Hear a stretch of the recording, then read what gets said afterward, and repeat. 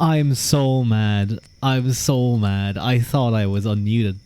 I just gave you guys like the best advice you've ever heard. That would literally would have changed your lives, would have changed your lives for the better. You would have gone on to become a fully self-actualized person, but it's over now. It's so over. I can't just repeat that kind of advice.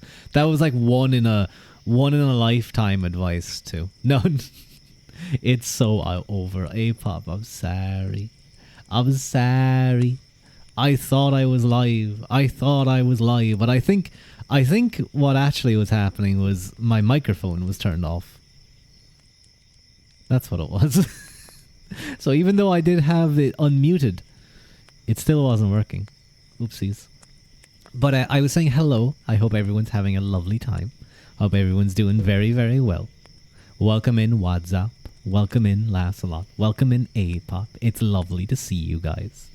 I hope you're having a good half week. We're halfway through the week, and I was saying to give yourselves a little applause, a little celebration, maybe a little treat. Always a comfy time here. I try to be. But I had a pretty fun day today. You know, I was I went back to singing lessons, so that was really nice. Although it really wasn't much of a... The thing is that it wasn't much of a singing lesson. There wasn't a lot of singing being done. It was actually more of a piano lesson, because my coach was like, "Let me show you the piano stuff." But it was a lot of music theory. So we were looking at key signatures and basically understanding how to work out a what keys are there in C major, in A flat, in D sharp. You know, how to work out what that is for each thing. So if I remember correctly, it goes the note, then tone, tone, semitone, tone, tone, tone, semitone. That makes sense, I'm sure. You think turning on the microphone would have been on the first checks while streaming? Usually it's on. Usually I just have it on. And like anyone who so that my NSA, because for some reason they're also investigating me over in Ireland, my NSA agent can listen to me while I ramble to myself. Because I do that a little bit at times. When I play games these days, I kind of just talk to myself. Yeah, that's it, if you remember correctly. And I also learned, at least I guess it's probably like a kind of, not elitist thing, but it's like, the proper way, is your thumb on your right hand and your pinky on your left hand and never touch the black keys. So that's kind of taught me a little bit about how also to work up and down. It's low-key good practice for streaming. Oh, what the lip present was? Yes, we will be. Good practice for streaming? What is the... Oh, sorry, you mean like good practice in terms of like checking everything was in order. Well, I'm going to be honest. Oh, like keeping it on, I assume actually is probably what you're referencing. Keeping it on all the time. Not really. I always... That's the first thing I do whenever I end stream. I turn it off. Because there has been times when I have forgotten to... end stream. I don't know if you guys ever watched the VODs. I don't know if it actually works, because I don't watch my VODs. Yeah, sometimes I'll throw in a reading stream. But like at the end of every stream when I read, it's still streaming, so you have to end stream. You actually have to end it OBS way. But I will look directly at the camera and I'll go... Not every time. I think sometimes I've forgotten, but a good amount of times. I think it's kind of cute. It's like a little present for anyone who's watching at the end. I do try and give you guys winks here and there. Wait, no. There we go. I kind of winked with the other eye. Talking to yourself while gaming? Yeah, okay. Yeah, that makes more sense.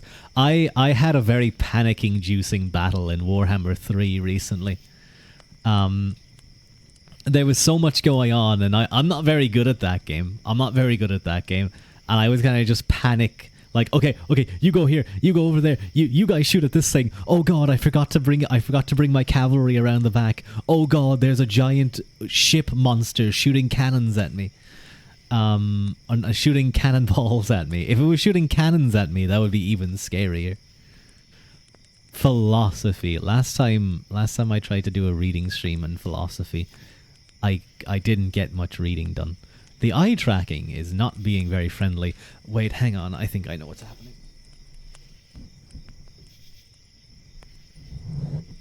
There we go. I think that should be a little better now. It was kind of turned off to the side. Sounds like Warhammer. Yeah. You know what's funny? Whenever I played like the other Total War games, and I'm not like super experienced. I've done a few campaigns, but Total War, I was I wouldn't fight many battles. I don't know. I think a part of me was like a holdover from Paradox games of I liked painting the map, and like I'd fight the odd battle here and there, but I'd kind of be like, I don't really. I'll just throw like 3 stacks of things and that'll probably solve the problem. But recently I've been trying to force myself to play more battles. And I'm actually really enjoying it. I think it's because of how wacky and wild Warhammer is. It can just kind of go off the rails, and suddenly you're getting suddenly you have like a bunch of Skaven just appearing in your ranks. You really want to play Bretonnians? Oh, you're much more experienced with the tabletop, much less so with Total War. I've watched some of those videos before on YouTube. It's a lot of fun. Hello, Pip. Welcome in. Quack. Quack. Quack. Why is it? That's a dog, though. Why is a dog going quack? What a silly dog. Was he raised by ducks? Silly dog. You go bark. You go bark. Bark. Arr. Ruff. Not quack. Your emote is a dog. Your emote is a dog. So like you said quack, and then you said hello. And I'm wondering why a dog goes quack. But yeah, I've been having a lot of fun with Warhammer, actually fighting the battles for once. I did feel bad for a couple of no, I didn't really feel much bad for the goblins. I had like so much more archers than them, and they all just got shot to pieces. There was one really funny moment though. And this kind of again goes back to the fact that I'm not very experienced in that game. Ruadh, clever, how are you? Welcome in. It's good to see you. Is this going to be a reading stream? I intend it to be after. Wait till you fight Skaven. Oh, I'm going to get shot to pieces. And I know that because you couldn't find a duck emote. It's okay. There's 2 duck emotes. There you go. It's because I was fighting the Dread Fleet, and the Dread Fleet are basically a vampire leader, vampire pirate leading like zombie pirates. It's pretty cool. But I was fighting them, and they had reinforcements coming in. But like I kind of caught them out. Like I was able to kill one of their generals. He was just on his own, and the rest of the army was reinforcements. So I lined up most of my army at where they were coming in, but I stupidly gave them a little bit of space from where they'd be coming in. Not much. Like a charge would hit them in about like 3 seconds. What I forgot was the vampire coasts. Yes, Warhammer Total War, and hello, look. What I forgot was that they are primarily a gun faction. They have like handguns and hand cannons and pistols. And this army especially had like 1 melee unit, had 1 sword unit, and the rest were like artillery and guns. So they walk in, and I've forgotten this fact. So I'm like making sure the general is dead. I look back, and suddenly I see them walk onto the field, and they just point blank shoot like everyone. I watched one group of soldiers who did not have shields die. Like half of them died. I was like, oh, and then I very quickly like ran everyone in. Those poor guys got absolutely destroyed. I will now know for next time to keep back a little bit. Did you know that before they invented crowbars, crows used to drink at home? Man, I imagine the drunk flying incidents have gone well up. But it's important for crows to also have a place to drink. Wait till you. I'm looking forward to fighting Skaven. I love those little guys. They're very cute. Suddenly less medieval Renaissance and more World War One too. That's kind of what it felt like. It felt like I'm playing High Elves as like my first campaign. Well, I played a little bit of Cathay, but I'm playing the High Elves just to kind of understand how to play the game a little bit better and get used to it. They did not have a fun time that game. They got shot. Are whack, very fun. Whack, they're cute little guys. You just throw the Skaven slaves into the meat grinder, and then you just shoot your own slaves and the enemy. Total Warhammer is actually 3 games in a trench coat. It is actually. It's amazing that they've been able to do that. Like have the entire map in one. It's insane. It is an insane like thing. Like. And yeah, there's loads of DLC, but just like Paradox games, if you have like, they're good quality. Well, they tend to be. I'm not going to pretend like Paradox or the Total War crew have not at times completely fucked up. But yeah, that's kind of been what I've been up to today. I think I pulled. Remember when I said I had to sprint for the bus? I think I definitely pulled a muscle in my the back of my hamstring because I was walking today. I still walked a lot today, but like I can really feel it. I'm gonna have to rest. On Mutant Experiments, I think I watched Reggie play that. I love. If you guys have not checked out Reggie is like a more insane Seth. Like there's like 3 YouTubers like Seth, Zintek,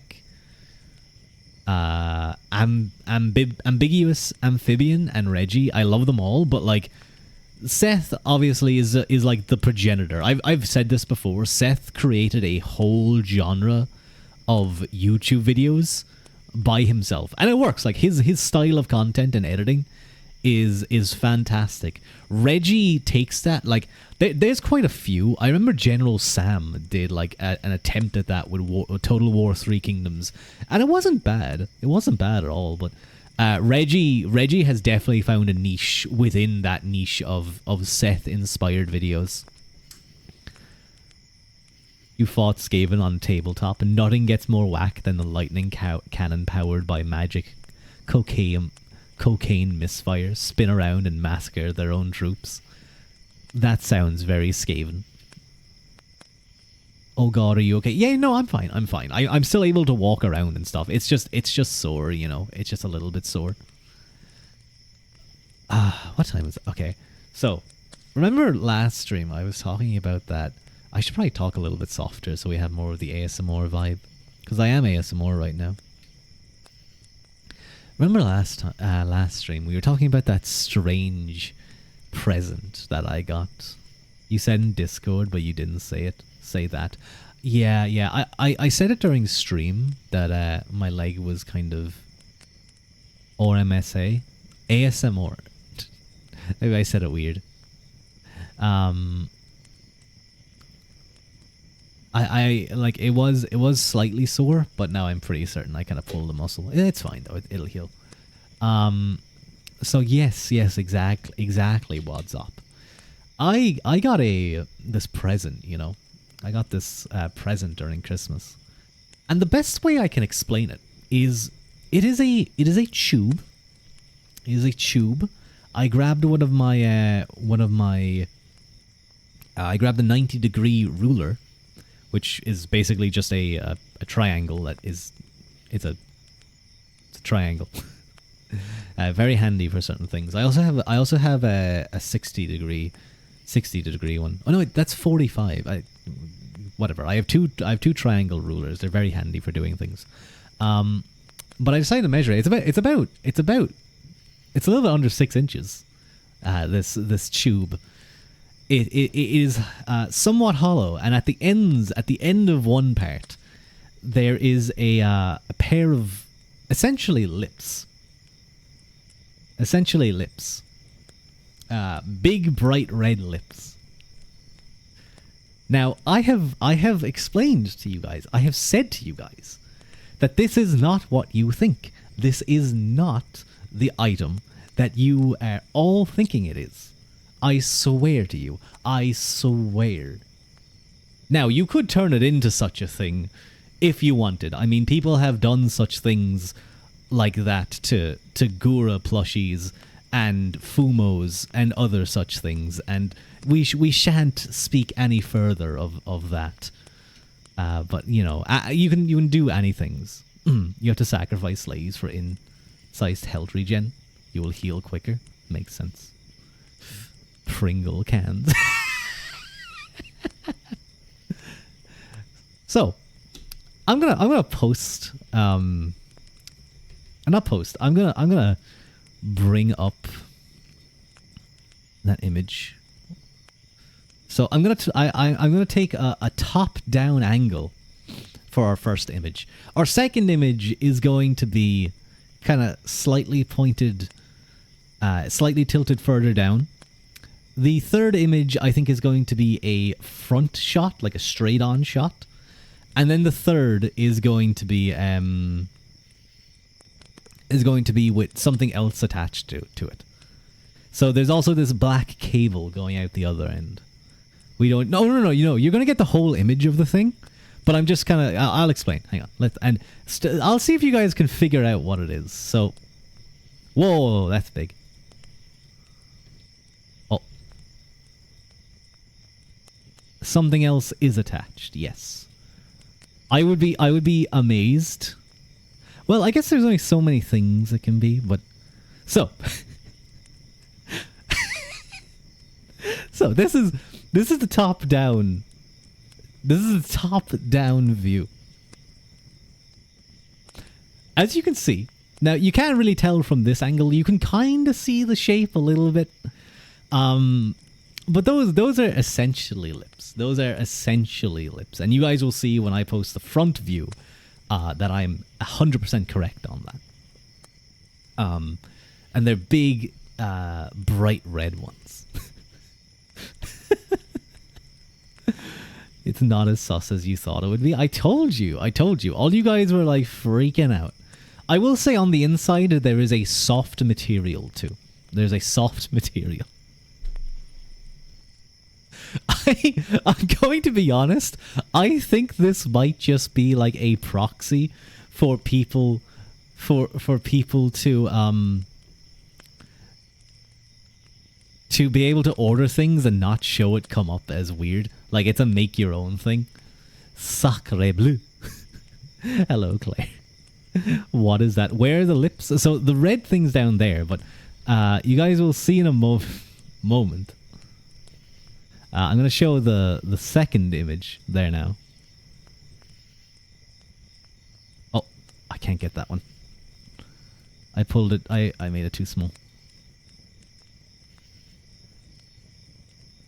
Let's bring these down here. So you can kind of start to see the lip shape. Now I will say the mouth size is quite large. It's quite open. It's like a big.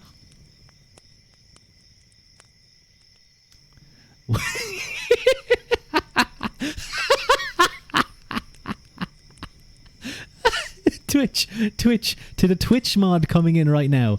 I am telling you, this is not what you think it is. It isn't. It just isn't. It's not. You can't ban. What is that? Hello, Fox. It's a thing. You guys have to guess. You guys have to guess what you think it is. What you think this might be used for. What could the use What could the use be? You have... That is not a real item. I was looking at... I took these photos. How are we supposed to know? I don't know. Use your imagination. This is some 3D printed prank. I don't have... Well, I could find a 3D printer, but that seems expensive. There was a 3D printer in a library I went to, and I was just watching it go. It was so cool. It was so cool seeing it speed around. You can't. Your brain is telling you something else. I need all of you right now to get your minds out of the gutter. Out of the gutter. There's a cup go in it or something. You can't tell if there is a hole. That is a hole. There's a tube, and then there is the hollow space. And then there's a hollow space that goes quite far back. And I'm going to say about halfway down, there is like this kind of soft material. You placed our minds carefully in the gutter. Nope. I warned you guys. I said it's not that. Do you guys want to see the front view? Do you guys want to see what the front view is like? Let me just move these around a little bit. Yeah, you do? Okay.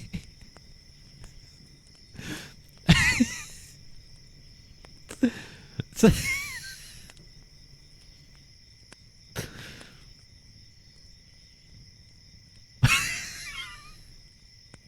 looks so fucking bad, dude. This looks so...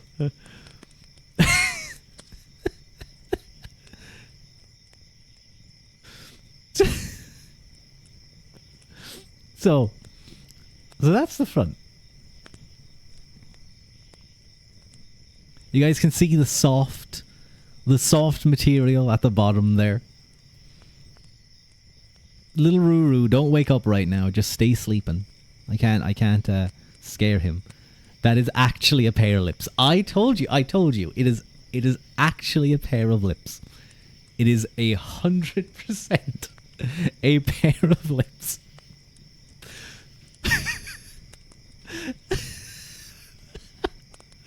But it's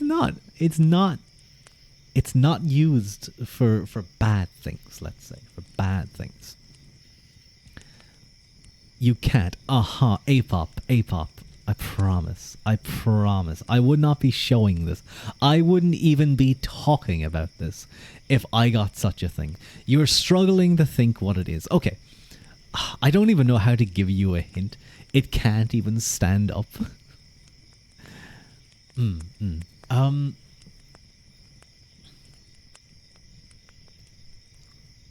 I feel like if I...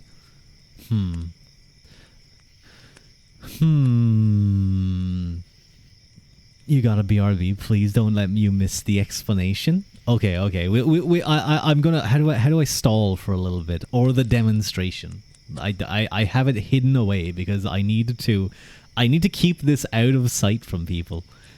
Because like what, how do I, even if I explain this to someone, I don't think they're gonna believe me. And I don't think you guys are gonna believe me either. There is no demonstration. It's hidden away. It's not gonna happen. Although, I could use it for ASMR.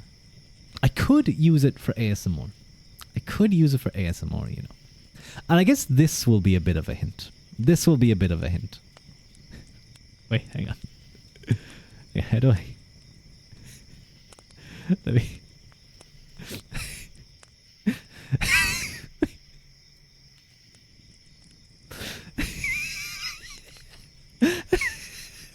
Oh, if I had put this into onto fucking VTube Studio.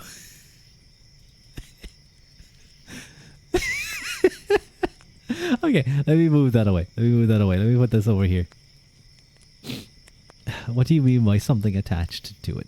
He's shocked. Hey, it's your drawing came to life. Okay, so you're going to see what that thing is attached to.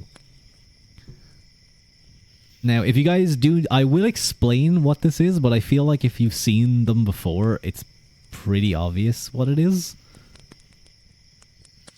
So that is with the cable part visible. That is with the cable part visible.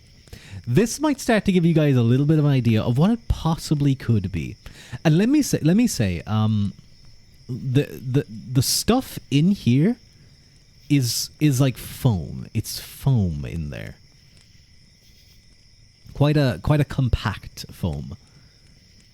You're thinking a Kiss microphone. Oh my god, I could use this. It's not very good, let me tell you that. It's not very good. Is that a headphone? It is, yes, it is an earpiece. It's a rocket propellant. You just launch this at someone. So you're kind of on the right track in the idea of you're meant to make noises into it. What is he listening to? I was thinking, like, I wonder, could I use this for ASMR if I have like the Treadio and I put the ear onto it, you know, and I made no, like, I think the plastic would make a nice noise for tapping, and I think the rubber, like that, the red lip part is rubber. That's what it is. It's rubber. You have to lips up to the lips. Yeah, exactly. Yes. That is that you have to put your mouth up against it. You have to put your mouth right into it. Right into it. Rubber? You...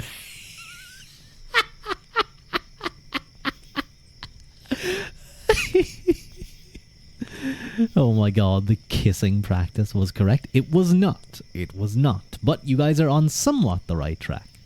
So you can see, you may have missed that last lot. There's an earphone. An earphone. It's almost like a stethoscope. It's like a stethoscope, you know. It isn't a stethoscope, a stethoscope, but you can see the thing down there that you can put on your ear. What noise is this supposed to make? Okay. What noise is this meant to make? Is it meant to make noise, or are you the one making noise? Let's see if you guys can figure this out. Let's see if you can figure it out. What could you possibly be doing when you make noise into something? Lungs sounds insulation. Ooh, okay. You are actually very close. You're getting there. You're actually kind of getting there, Apop. It is for isolating sound. And there's a certain thing that it says it's useful for. And I want to see if you guys can guess that. I'll give you guys until let's say the next quarter past. So in about 4 minutes, 3 minutes. So you make a noise into this thing. It has foam. That's a kind of a why would the inside be padded? So it's an insulator. Isolation. It prevents noise from being heard from the outside. This thing looks fucking ridiculous. I'm sorry, I have to tell you guys. It does. It is a ridiculous looking thing. Wampus, listen. Wampus, listen. I can explain. Can you use it? That depends. You know what? I probably want this out of my house. So sure. I'm gonna be honest, Wampus. I don't want it back. You have.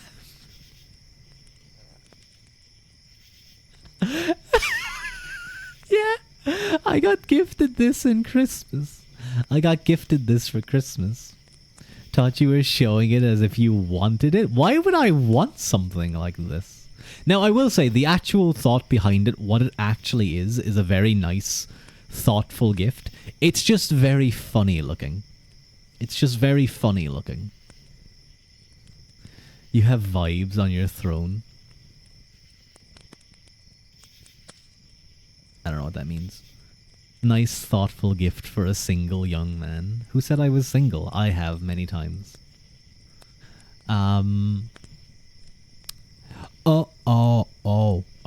I see. I see. I I was thinking, like, the only time I've ever heard the word vibe is in terms of like like, you know, someone or some things vibe. Not in that way. We vibe. No, no. Cease. Stop. Chat. Stop. Wait. What did you just say? What's up? Is it for singing practice? Bang on. Bang on. It is for singing practice. It's not necessarily isolating like tones, but what it says it is a singing isolation tool. It was made in China, so you know it's the highest of quality. Basically, you put this ear thing on, and you sing into it, and it isolates the noise, so it kind of like dampens the noise. So you won't, like, people around you won't hear. They won't hear it. So it allows you to kind of... Now, I tried it, because why wouldn't I? It's not that great. You can't really hear yourself even when you put the noise, the earphone on. It's not that great. That is cool. I mean, I didn't try it too much. I kind of just like sang a little bit into it. Maybe I didn't have the earpiece on correctly. But basically reverbless feedback. Basically, yeah. Essentially, it claims that you're able to increase your range, which doesn't make any sense. I don't see how singing into a padded tube is meant to increase your... He lipsed up the special toy. I did. My... I guess I smooched the lips.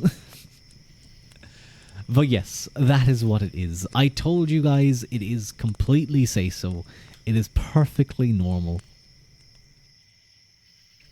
It really isn't. Even I can't admit that. Even I can't say that. It's a silly looking thing, I have to say. It will stay hidden. No. What I meant by it was a thoughtful gift. A thoughtful gift is like, I do singing stuff. I've started doing live performances. Well, I've done a live performance and I sang one song. So it was meant to be like a very nice thing. And it actually is, in that idea, useful. And I possibly will use it, like, if I'm trying to do practice, but I'm really, like, you know, anxious that, like, people near me can hear. Or, like, the neighbors or something. I might use this. You should save it and give it to someone as a gift. I feel like I'd be sending a strong message. A very strong message. One, perhaps, that I don't intend to send if I give someone that. You just continue. You're just going to continue cleaning the house. You have fun there. You know what? There was a song that I remember someone put it on while we were cleaning one time, and I was like, "Oh, this is a good cleaning song." It's a DISCO disco. So it's like, she is D, delightful. She is I, incredible. She is C, such a cutie. She is S, super sexy. She is O. I haven't listened to it in ages, but it was a pretty fun song. She is D, delirious. No, I don't even think she says delirious. I've been coughing a little bit recently. It's been. You know what? I saw one of my VTuber friends, Kankaro, mention that it was minus 13 degrees Celsius where he was. I don't understand. I do not get it. But like, I was about to say it's been cold, but it's only been like -2, -3. Good lord. You would be concerned if someone gifted you that. So I am also slightly concerned. Just owning this thing is weird. And now I'm going to... That is the last time you guys will see... Maybe I should make the lips one. Maybe I should make the lips one a VTube asset. And I can attach it to my VTuber. And like, for like 10,000 points, this will become my mount for like 5-10 minutes. Met Office, or whatever it's called, predicted up to -20, and it seemed like such a lie. They hyped shit up so much. They were like, it's gonna be a dual, a multi-weather event. And people like panicked. Like, yes, there was very heavy snow, and it was good for certain people to prepare just in case. And people, some people are without electricity, so it is good that people prepared. But like the way they hyped it up was a bit silly. I'm gonna say. It's not even like the coldest it's been in like, a good couple of years. It's definitely gotten colder. It was a little bit slippy. I did slide a little bit going for a walk a while back, but it's kind of just like, oh, that's okay. Like it was like patches, very small patches, so I was okay. I didn't fall. Okay, hang on a second. I have to show you guys something. And if you're Irish, you probably already know. You probably already know what I'm about to show. So this was during a very very cold day, a cold winter in Ireland. It was freezing. This was about 15 years ago, I think. Hang on, I'm gonna have to be careful with this because I'm showing a browser. I don't know if that's how studio mode works. So for 2 seconds, let me just go over here for 2 secs. And I'll get the studio mode. Should we be worried? No, it's fine. It's fine. Not browser. I want window capture. So, no, I want to alt. Yeah, I want to just get the screen. So, RTE is. Thank you, Lauren Spooks VT, for the follow. Very, very nice of you. Welcome in. So about 15 years ago. Oh, hang on, I have to delete that browser.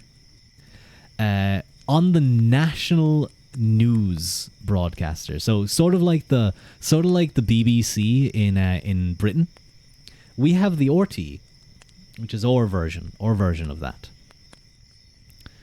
Hello, D. How's my favorite angel girl doing? D, you missed the explanation of the strange item I got for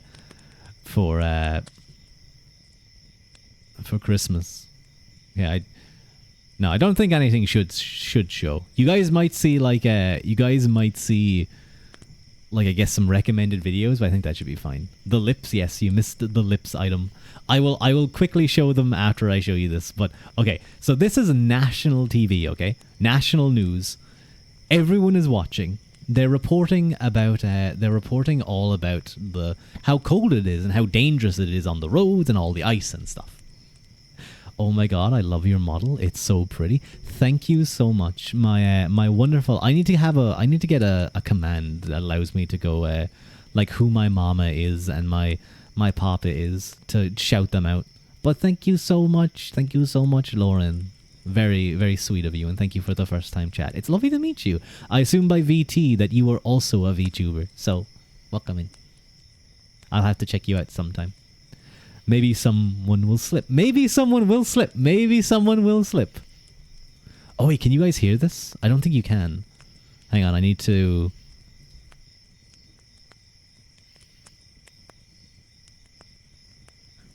Where's my normal audio?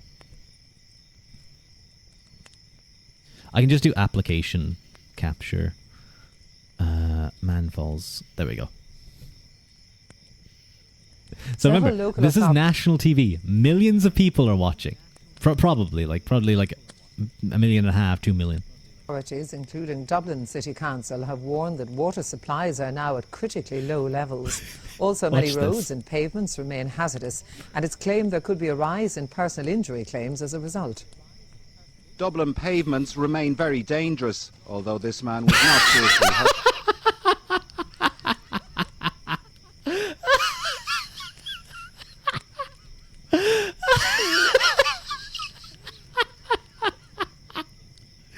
Oh God, he took some hopper.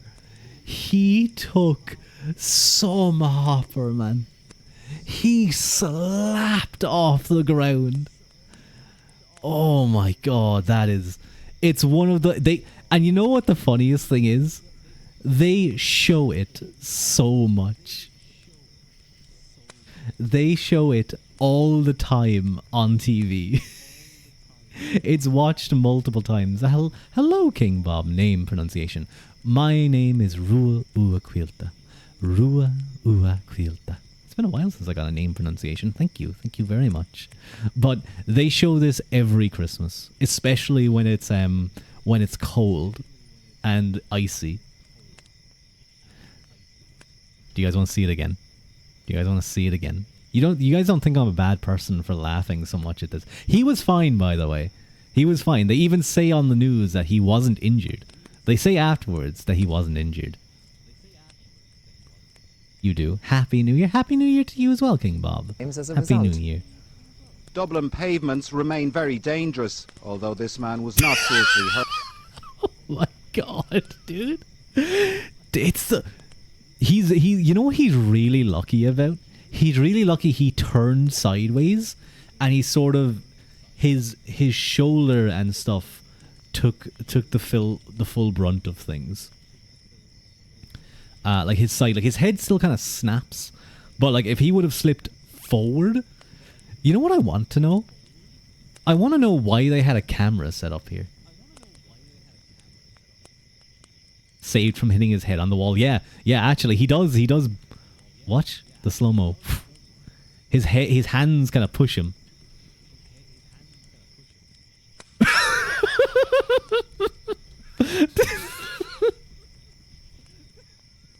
Oh god. That man is not injured. It could be dangerous, although this man was not seriously hurt. Could be extremely dangerous. Bang. They usually have a cam that shows people walking or cars moving through traffic, but that's just dumb luck. It really is. It's so good. So good. Hang on, let me get rid of this. And this. Oh. You know what? Hang on. Pavements remain very dangerous, although this man was not seriously hurt. Okay. That's enough of that. I just have to watch it one more time. But that is shown all the time during Christmas. It's become like a national memory in Ireland. I'm sure there's like certain news events that like you guys also have that are like very well known. Oh no, okay. I'm gonna very quickly show you this. I'm not gonna do the whole like try and guess what this is, but I'm just gonna show you. Okay. Oh god damn it! I have to do all this. Zoom. So this is the top view of the item in question. Stop. Let me click the thing. The top view in the item in question that I was talking about. A kind of more angled view kind of lets you see the shape a little bit. Remember, I said it was a hollow tube, with a pair of lips on the end of it. It's not what you think. And just in case you didn't believe me about the lip part, it looks sus. Hello, Jeffrey Magakis. It does look quite sus, but I went on a big long diatribe to my chat about how this is this is a say-so object. It is perfectly normal. Welcome in. It's nice to have you. I usually don't show this type of stuff. I'm usually very, very say-so. If the guy is famous, he's probably like, yeah, he probably is famous in his local area. Like people probably know that it was him. But like in terms of like it's been watched probably millions of times. Do you know of the Weldstone Raider? I don't. I'm gonna have to look that up. That would be the only version of that you could think of. I'll have to look it up. It's not a light. So you have these big pair of lips at the end.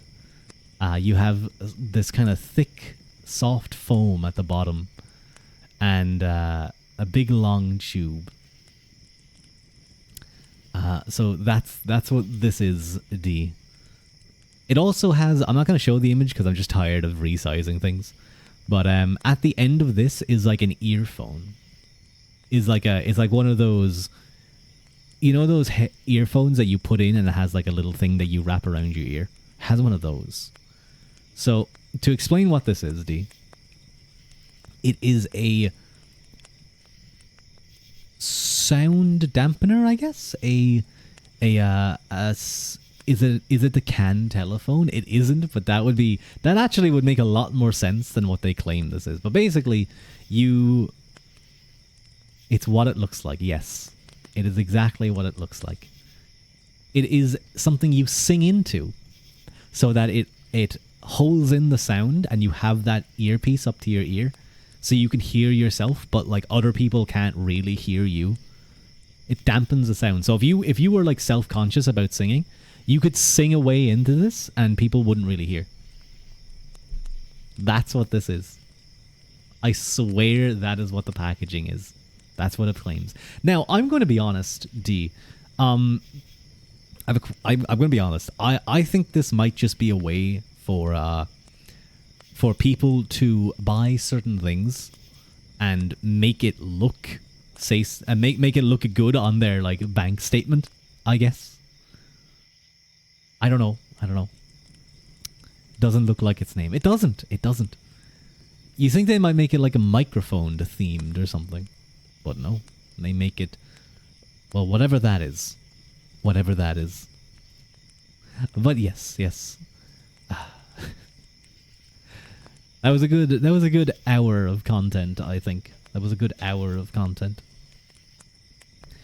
That was not 50 minutes of ASMR at all. None of this has been ASMR, I'm going to be quite honest. I should have just had this be a just chatting streamed. They make it lipped teamed, yes. And I did try it out, as I mentioned. It was kind of meh.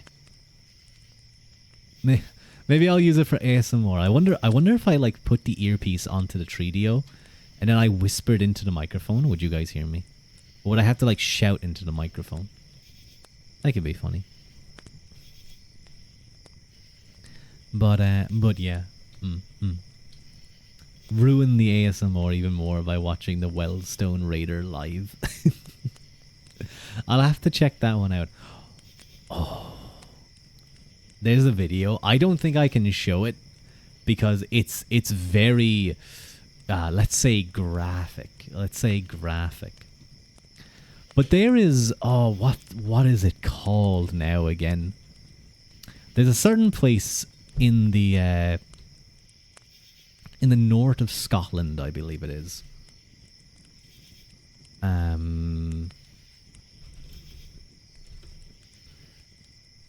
Called Aberdeenian, something like that. I think it's Aberdeen, something like that. Anyway, and they have a very thick accent. You know, they have a very strong accent. And someone in a group call Aberdeen, and yeah, I think it's Aberdeen. I've actually found it. It's Aberdonian, but I don't think that's how you pronounce it. I'm guessing it's Aberdeen. It's in like the north of Scotland, I think. And someone was obviously in a group chat and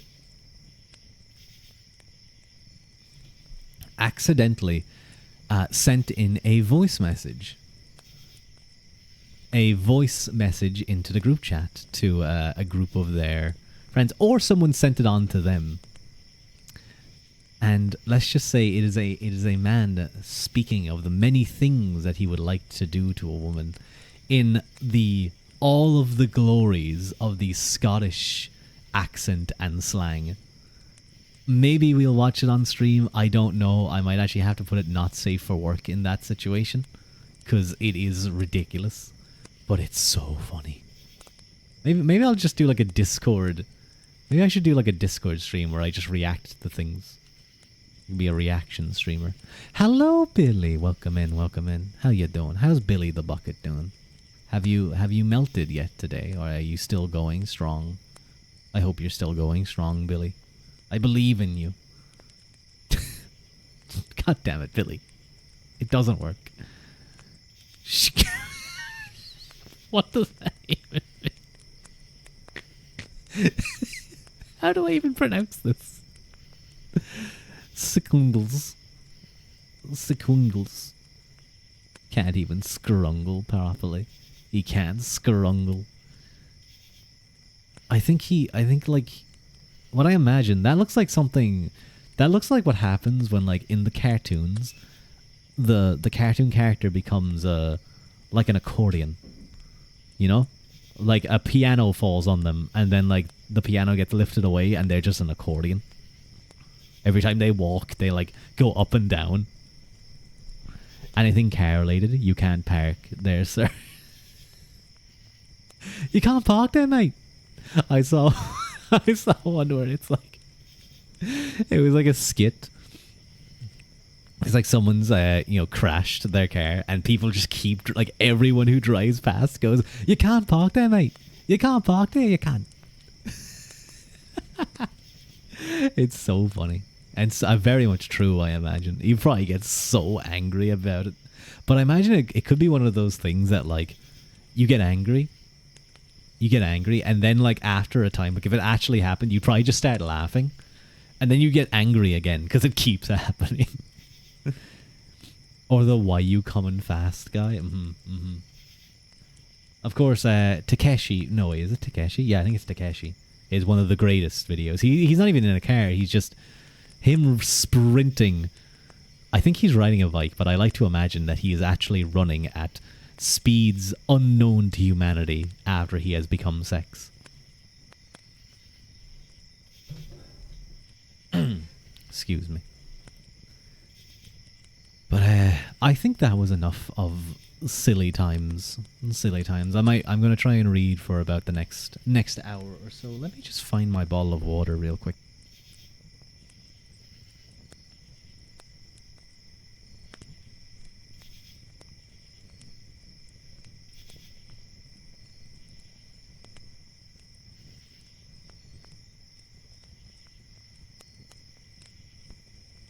There we go. Now I can have a little sip.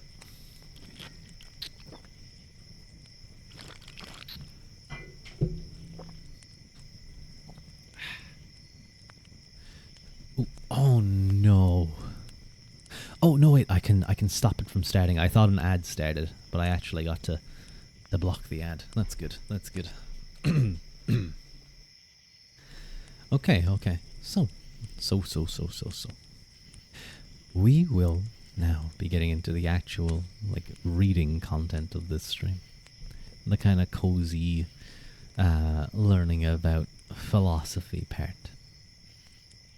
We're getting into a very important individual in the history of philosophy who is referenced all over the place. And many might think is kind of one of the first modern philosophers. We're going to be looking at René Descartes. And specifically in this chapter, it's going to be called Descartes' Path to Truth.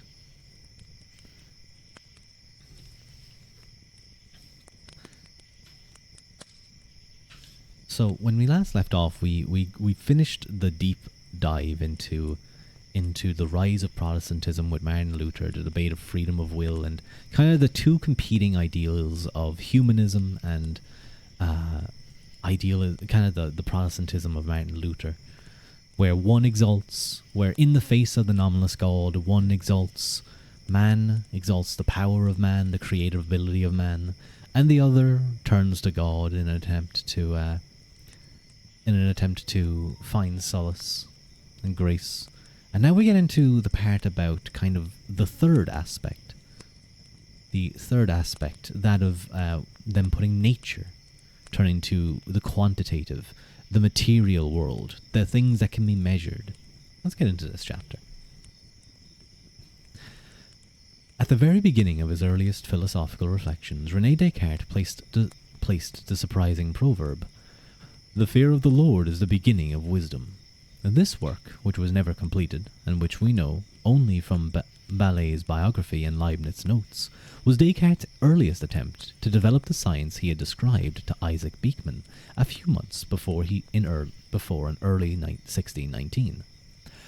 "What I want to produce is not something like Lowell's Ars Bevi, but rather a completely new science, which would provide a general solution to all possible equations involving any sort of quantity, whether continuous or discrete, each according to its nature.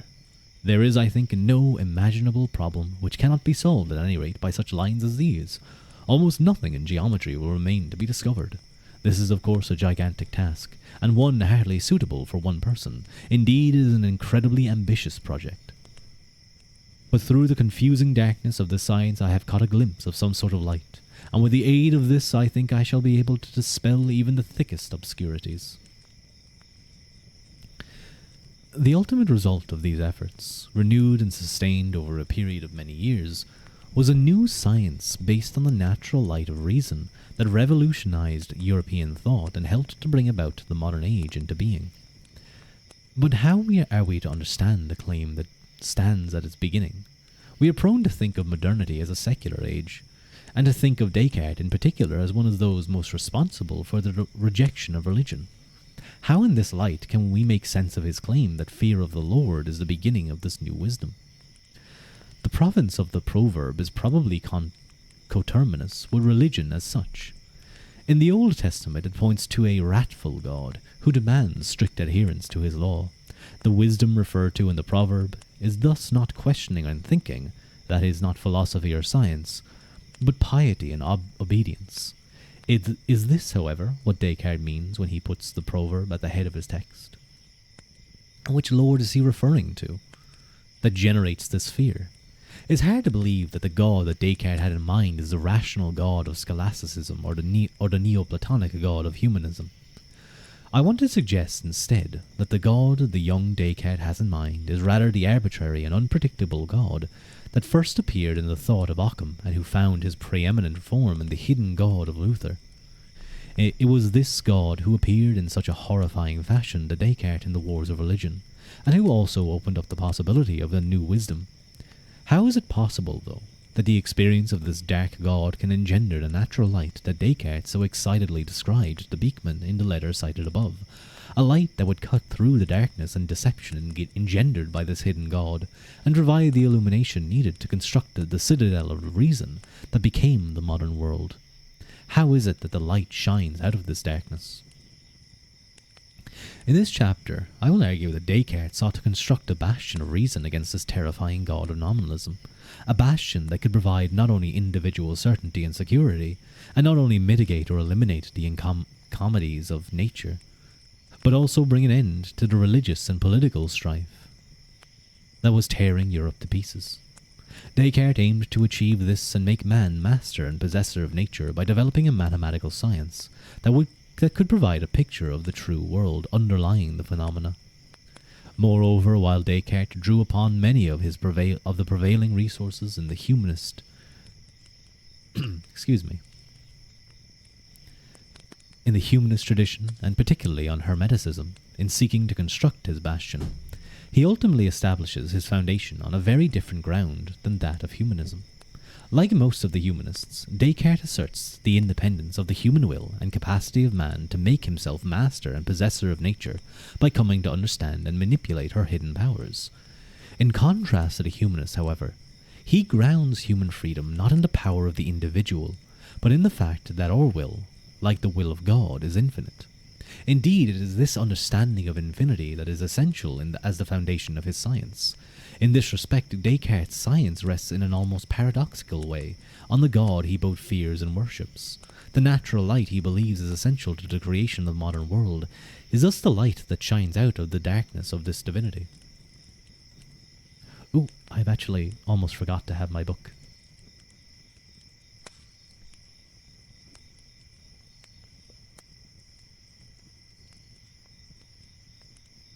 Excuse me, I had to clear my throat and take a sip of water.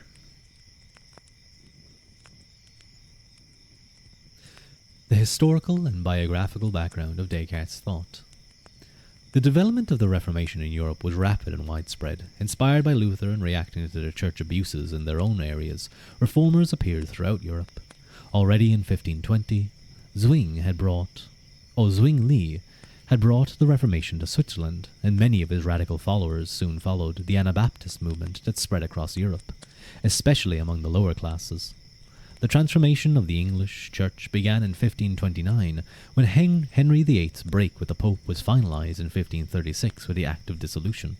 In the same year, Calvin published the first edition of his Institutes of the Christian Religion that shaped the further development of the Reformation in Holland, Scotland, France, Hungary, and parts of Germany as well. The rapid spread of the Reformation was facilitated by the increased use of the printing press, but also by the support of many princes who found it in their interests to oppose Rome. The beginning of the Catholic Counter-Reformation is usually dated to the Council of Trent in 1545 and 63, which standardized church doctrine, thus eliminating the pluralism of Renaissance Christianity, consolidated papal power, and empowered the Inquisition. But equally important was the formation of the Jesuit order with its vow of absolute obedience to the Pope.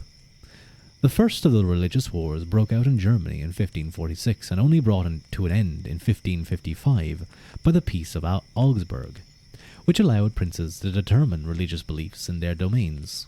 Shortly thereafter, however, war broke out in France, which was particularly hard hit in the latter half of the 16th century, suffering through 9 wars of religion lasting from 1562 to 1598. That included the horrifying massacre of St. Bartholomew's Day.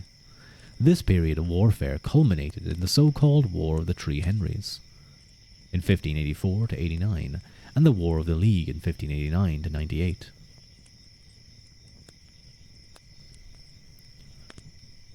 Which only ended when the Protestant Henry of Navarre converted to Catholicism and accepted the French throne as Henry IV. He issued the Edict of Nantes in 1598, granting freedom of conscience and a limited freedom of worship to the Huguenots, allowing them fortified cities and royal support for their pastors. This edict remained in place until 1685, but after the assassination of Henry IV in 1610, warfare broke out again and the edict was gradually rescinded. This accelerated after Richelieu came to power in 1624. I do apologize for any pronunciations. Vowing to break the Huguenots. He was as good as his word, capturing La Rochelle in 1627 and revoking the corporate independence of the Huguenots with the Edict of Alais in 1629. France was not the only country torn by religious wars.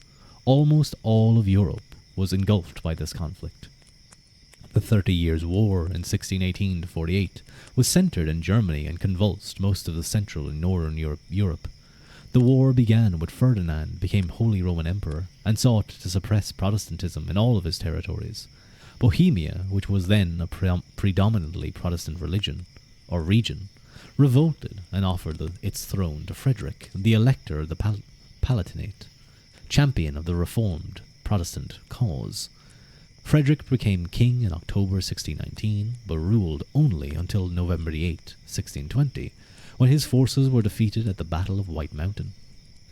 This loss tilted the balance of power and drew nearly all of the European states into the conflict. The civil war within the German territories was brought to an end by the Peace of Prague in May 1635, but the fighting continued due to the intervention of large foreign forces from France, England, and Sweden. And remember, at this time, Sweden was huge. They were going toe-to-toe with Russia. You had Gustavus Adolphus going insane. He was just like dabbing on people with his Caroleans. It would be a mistake to believe the question of religion. The war only ended when the Peace of Westphalia in 1648. The last years of this war were also contemporaneous with the English Civil War that raged with similar ferocity, although with some less devastation, from 1642 to 1651. It would be a mistake to believe that the question of religious orthodoxy was the sole factor of the wars of religion. Charles Tilly has argued, for example, that these wars were in fact more the consequence of efforts to consolidate the new national states than wars of religion. While there is much to be said for this argument, and while it is certainly true that the consolidation of state power was part and parcel of the process, there is also little doubt that most of the leading participants in these wars, and many of the most violent among them, thought that they were doing God's work and not that of their sovereign. You're going to have to lurk for a little bit, and that's okay. No. Haru, Haru, you can't poke me. Stop. No. Drown check. I will drown check. I do need it. I can feel my throat tickling.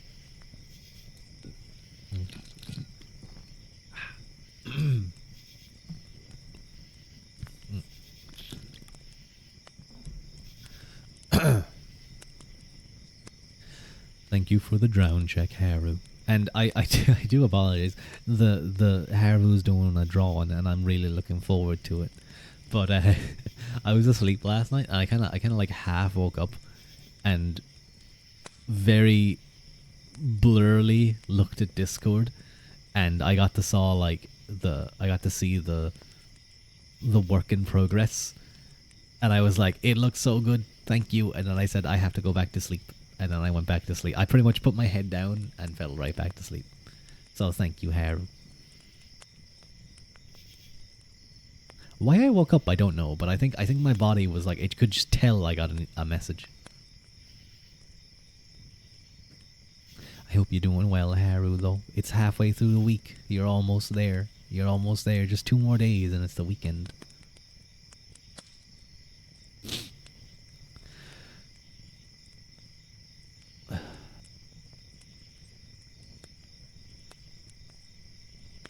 You when the alarm rings?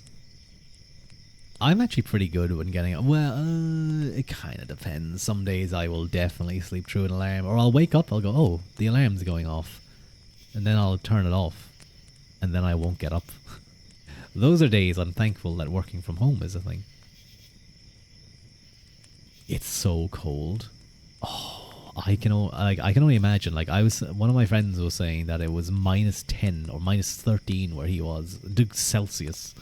I was like, what? What? How? You woke up today, turned off your alarm, and went back to sleep. Based. Yeah, because I imagine as a teacher, you didn't have to, you didn't have any work, so it was just like a day off. Oh wait, no. Would that have been today? Would they have? They might have cancelled some schools. I'm sure they probably would have cancelled some. You have 10 alarms. I'm the exact same. Hang on, let me look at my alarms real quick. Let me look at my alarms, and we can see, like, it's sometimes been worse. But let me see what I have. I have 6, half 6, 10 to 6. So the 6 ones are kind of like, I don't know why I have one at 6, but half 6 is common enough. That's like, if I kind of, sometimes what I'll do is I'll set an alarm like half an hour to 20 minutes early, so I can kind of wake up and be nice and warm and toasty. Does it take 10 to wake up? It's more just to make sure I get up. Shh. Stupid phone. I love you, phone. I'm joking. So the main one though is like 10 to 6, 7, 7:03, 7:10, 7:15, 7:30. And you can see at this point, I'm like, okay, look, if I didn't wake up after like 5 alarms, then clearly I need more sleep. So the next one is 8 o'clock, because it's just like, look, I guess I'm staying home today. 8:31, 8:45, 8:50, 9 o'clock. I will say, I do tend to wake up on the first alarms. But it's very common for me to kind of just go, 5 minutes. And then I need the extra alarms.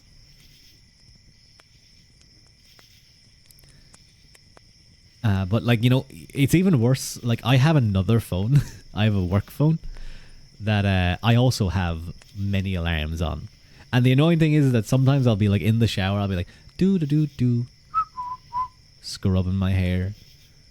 And I'll hear, like, I'll have my phone beside me, like out of the shower, obviously. But like the alarm will go off and I'll turn off the alarm, and then I'll hear in the back, like just very faint, I'll hear the iPhone alarm sound. That sound has like imprinted itself on my brain. I will hear that randomly. I will hear that just like, I'll get like scared by it. I'll get like jump scared by it, Traumatizing, literally. It's It's like, it's just, I don't know how to explain it. Not even my regular phone does this to me. I just hear the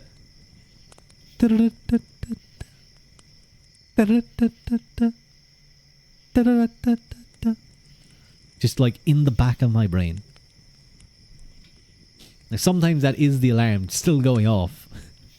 But like sometimes there is no alarm and I just imagine it while I'm in the shower. I just imagine, I'm like, what the fuck? Stop. Ugh. Literal nightmares. It's because it's such a, it's like, I have to applaud them. It's a very good alarm because it's the right kind of annoying. It's the right, like some alarms are like gentle morning day. Do do do do. It's like, I'm not gonna wake up to that. I'm just gonna have a nice dream.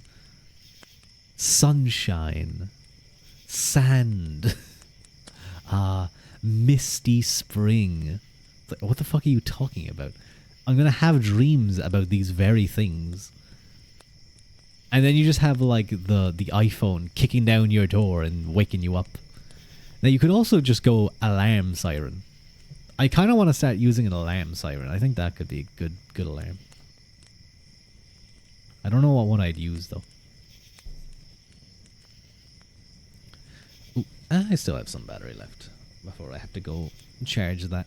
Should be fine. Where were we? Ah, yes. No, wait.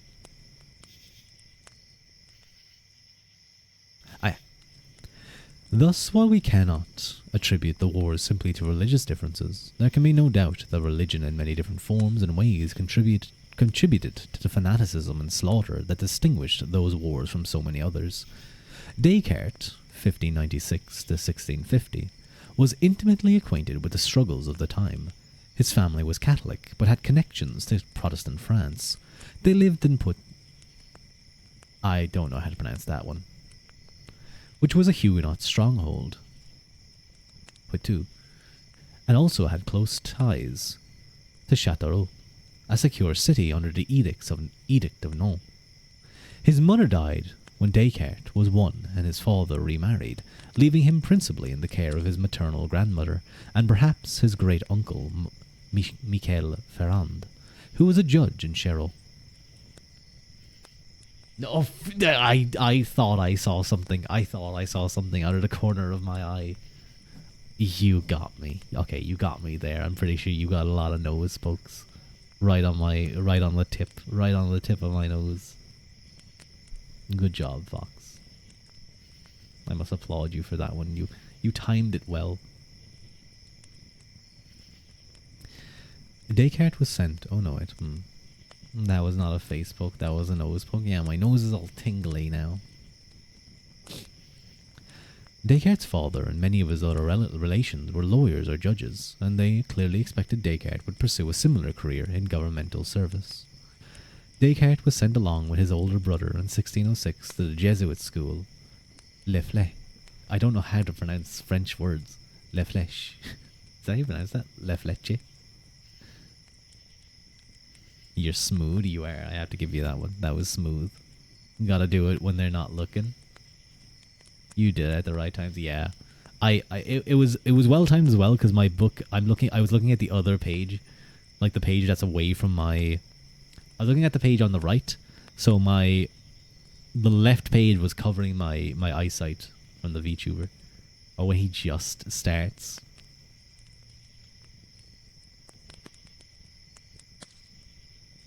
I'm watching.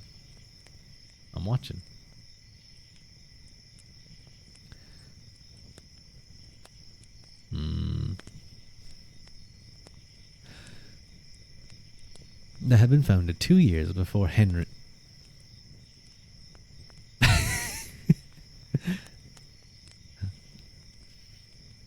They had been founded 2 years before by Henry IV. The school was intended to prepare I'm actually like freaked out now. I'm actually like thrown off. I keep looking at chat. Damn you, Fox.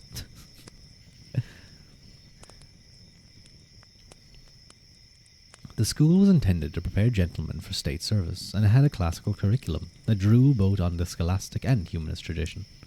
The school was run in an egalitarian manner, with a general, although not total, disregard for rank. The students' lives were carefully regulated, but in a manner that excluded corporal punishment, and promoted friendly exchange with their teachers. This was reflected in Descartes' experience. His distant relative, Father Etienne Charlet, paid such close attention to Descartes that the philosopher later proclaimed him his true father. Even in this closed environment, however, Descartes was not completely sheltered from the events of the time. The assassination of Henry IV was particularly felt at the school, and Descartes himself witnessed a ceremony in which Henry IV's heart was buried in the chapel at La Flèche. You're in my head, appears to be. You're living rent-free right now, you and your pokes. Descartes' education acquainted him with the religious controversies and theological debates of the time. He studied Aristotle and Aquinas, and his course on metaphysics and Suarez and Lysis and moral philosophy. Through Suarez, he became acquainted with Augustine, the scholastics, John Scotus Uragena, Anselm, Bonaventure, and the nominalist Occam, Robert Halcott, Marcellus of Engen, Gabriel Biel, Gerson, Peter de Lely, and Andreas of Newcastle. He also knew the mathematical work of the nominalist Nicholas of Orosime, the scientific works of Nicholas of Cusa, and at least the medical works of Francisco Sanchez. While at La Flèche, he may have studied under Francois Veron, who later defended Catholicism with great zeal and ability in debates with Protestants. One of his teachers was probably a nominalist, another may have taught divine indifference, although Descartes was already well acquainted with these doctrines from his studies in scholastic debates. Descartes' education, however, was not confined to the traditional curriculum. He certainly read Montaigne, Charon, and Armand de Gaulle, and either read or heard of Galileo. He was apparently granted access to all the holdings of the school library, and used this opportunity to read occult texts concerned with alchemy, hermeticism, and magic. These works had an important impact on him. Descartes tells us little about his religious beliefs beyond the fact that his religion was the religion of his king and country. This may seem to indicate unequivocally that Descartes was a French Catholic, but this is far from clear, since his king at the time was Henry IV, an opportunistically converted Calvinist, and later in life his chosen country was at least as often the Protestant Netherlands, Bohemia, or Sweden as France. Protestant Netherlands, Bohemia, or Sweden as France. Descartes studied law from 1614 to 1616, then in revolt against Louis VIII. However, perhaps because he was a second son, he entered the peacetime army of Maurice, Prince of Orange, in 1618. Descartes, however, saw no fighting and spent most of his time in Holland studying military architecture and mathematics. It was during this period that he met the young physician and thinker Isaac Beeckman, who became his spiritual mentor and from whom he received a decisive intellectual impulse that directed his life. Beeckman was a philosophical talent in his own right, recognized Descartes' genius, and strongly encouraged him to give up all other aspirations and become a searcher for truth. They worked on mathematics and read several Hermetic texts together. Beeckman's influence was profound. Descartes did not, however, immediately follow the path that Beeckman urged upon him. Instead, he headed for Germany via Copenhagen, supposedly to join the wars of religion that were underway at the time. It is generally assumed that he was a member of the army of Maximilian I, the Catholic Prince of Bavaria, who later allied himself with the new Emperor Ferdinand II and defeated the Protestant forces of Frederick, Elector of the Palatinate, and King of Bohemia, at the Battle of White Mountain. Watson, however, points out that there is little evidence of this fact, and this is much more likely that he would have served on the Protestant side, since they were allied with France. In any case, there is no documentary evidence that Descartes saw any action, and Ballet's account of his participation in the rape of Bohemia is good Catholic propaganda, but highly unlikely. Descartes' stay in Germany was at a time of intense intellectual activity, in part certainly because of the intellectual ferment he found there. In 1613, the Elector had married Elizabeth Stuart, the daughter of James I, or James the Sixth of England and Scotland. And his lands, as a result, had been inundated with intellectual figures of the English Renaissance, and especially those Protestant thinkers who drew on Hermetic strains of humanist thought, who had found themselves into a secret scientific society, modeled on but also meant to oppose the Jesuits. They were called the Rosicrucians. Let me just look up how to pronounce this. Rosicrucian, I think it might be. Crucian. Rosicrucian? Pronunciation. Rosicrucian. Rosicrucian. There we go. Oh god, where was I? Oop, the page turned somehow.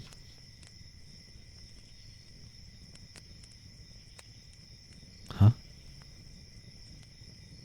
How many pages did I accidentally skip over? Definitely a few. Ah, okay, here we are. They were called the Rosicrucians. These men drew upon the work of Italian humanists such as Giordano Bruno and Ficino, but also Hermetic magi, including Cornelius Agrippa and Robert Fludd. While in Germany, Descartes met some men who were attracted to this order and were very much taken with them, their goals and their retired manner of life. He also seemed to have shared with some of the excitement generated by their apocalyptic fantasies arising out of the same political and theological tensions that led to the 30 Years' War. Descartes was probably already acquainted with some of the alchemical and Hermetic writings that drew on from his time at La Flèche and his acquaintance with Beekman. Charles Adam believed he may also have already read the most important Hermetic work of the time, Cornelius Agrippa's De Occulta Philosophia. This sympathy for Hermeticism was further strengthened by his conflict with the Rosicrucian mathematic Johannes Faulhaber during his time in Germany. Ruadh is hiding all the origin of modernity. All the important stuff is in those few pages. Yeah, I'm sorry, guys.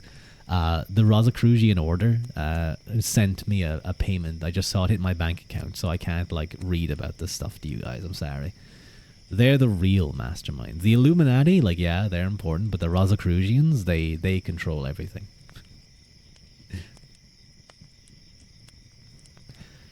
And now I'm going to die because of that. I mean, I don't even know why I told you. They probably already have a... I died.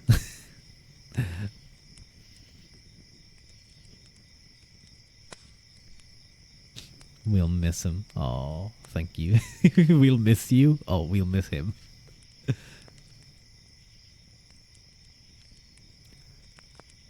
Charles Adam believed he may also have already read the most important Hermetic work. Oh, I read this. Rosicrucianism clearly had an impact on Descartes, and it helped to shape his early philosophical project. A brief examination of Rosicrucianism makes clear why. It's like you can still hear my voice. That's because I'm haunting you specifically, D. I wanted to go over to Australia and see some of the sunny times, but I had to go there in a way, in a connection I had, so I have to haunt you for a while I enjoy the sun. I'm sorry.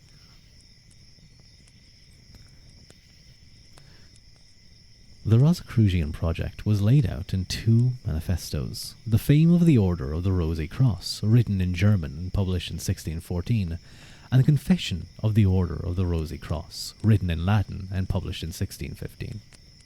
The third work of the Rosicrucianism was The Chemical Wedding of Christian Rosenkreutz, published in 1616. It was a thinly veiled account of the marriage of Frederick V of the Palatinate and Elizabeth Stuart. The Rosicrucians were essentially Hermetic thinkers who sought to understand the hidden order of nature in order to gain power out of it. Agrippa, for example, wrote in 1655 that a magician is defined as one to whom, by the grace of God, the spirits have given knowledge of the secrets of the nature. Damn, the assassination was an inside job. All to see the sun? Yeah. Listen. Plane tickets to Australia are expensive. Rue is just gonna be waiting at your door. Imagine he'll never make it over the water. I'll be a ghost. I can float. I can float on the water. Oh, you never replied about the schools. Loads of schools are closed today and tomorrow. The plane journey is too long. It is. It is. I wonder how long it will take for me to float as a ghost over to D to haunt her. Hello, Haley. How are you? Hello, how Haley. Welcome in, welcome in. I hope you're having a nice time. Thank you for joining us. What's your KPH as a ghost? I feel like ghosts probably aren't that fast. I feel like they're probably a little bit, because they're flying. I assume they're probably like a bird. I assume they're like kind of as fast as a bird, or maybe like a fast bird. You know. You're doing okay. Just cold. I think everyone's cold. I'm not gonna lie. My feet are pretty cold right now. My feet are pretty cold. I think what I'm gonna do after stream is I'm gonna turn on Warhammer 3. I'm gonna play a little bit of that, and that's gonna warm up my room for me. Pretty fast. Did they get to Africa from Ireland? Yeah, exactly. So I'll just be like a bird. I'll just migrate to Australia. I'll just migrate to Australia for my death. Just windy. Windy can be cold though. Like I can deal with, honestly, like -1 was cold, but there was no wind there. It was fine. But then like when it's like 5 or 6 degrees, but there's like a strong wind. Now that's when I'm like frosty to the bone, or freezing to the bone. Because a fire started close to where you are. Oh, Pip, I hope you are doing okay. I heard about what I hope you're doing okay. I heard about the Californian fires. If that's where you are, please be safe. Going to be starting season 2 of Arcane. I hope oh no, Pip, please be careful. Forest fires, don't worry, still alive. Okay. You promise me you stay alive. Don't you, as fun as it might sound, as enjoyable and as silly as that fire may look, don't you go there. Don't you go into the fire. I know the fire over here might look nice and cozy and warm. Don't you run into the forest fire. Should you touch it? No. See, that's exactly what I mean. That's exactly what I mean. Don't you do that. You have a cold as well? Oh, no. I've been sniffly a little bit as well, Haley, recently. You're back with a snacky? Ooh, I hope it's a nice, tasty snacky. I had a tea cake earlier. It was very tasty. Oh, okay, good. I'm sorry to disappoint you. You left to find one for a second. That's fine. Tea cakes are good. Now, let me get back to the reading a little bit.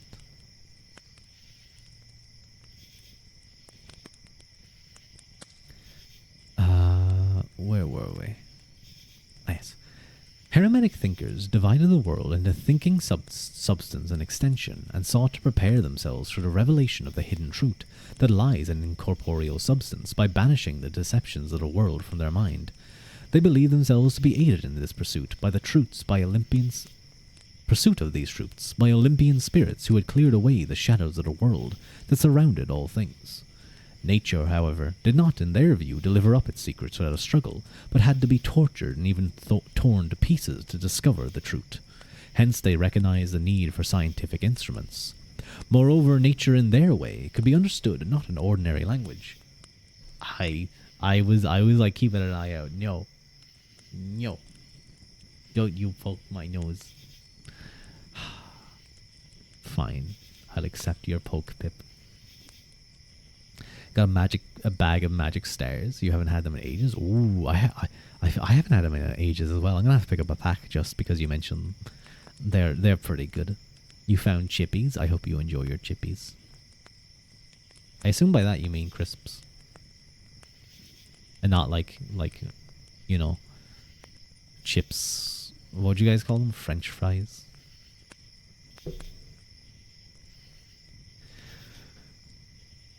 The goal of such knowledge for them was not personal gain, but the fundamental improvement of humanity by the prolongation of human life and the elimination of want and disease. They had 6 free explicit rules. 1. To deliver medical care without charging a fee. 2. To wear no distinctive clothing. 3. To meet one another once a year. 4. To look for a worthy successor. 5. To use the letter C or C as their seal and mark. And 6. To keep the fraternity secret for 100 years. That's not a very long time, I'm going to be honest. Like, in terms of like a secret society, 100 years is very long. You shall keep the secret of our society for 100 years. Oh, so like my great grandkid can like talk about this? Yes. Okay. Chips equal chips. That's not helpful in the slightest bit.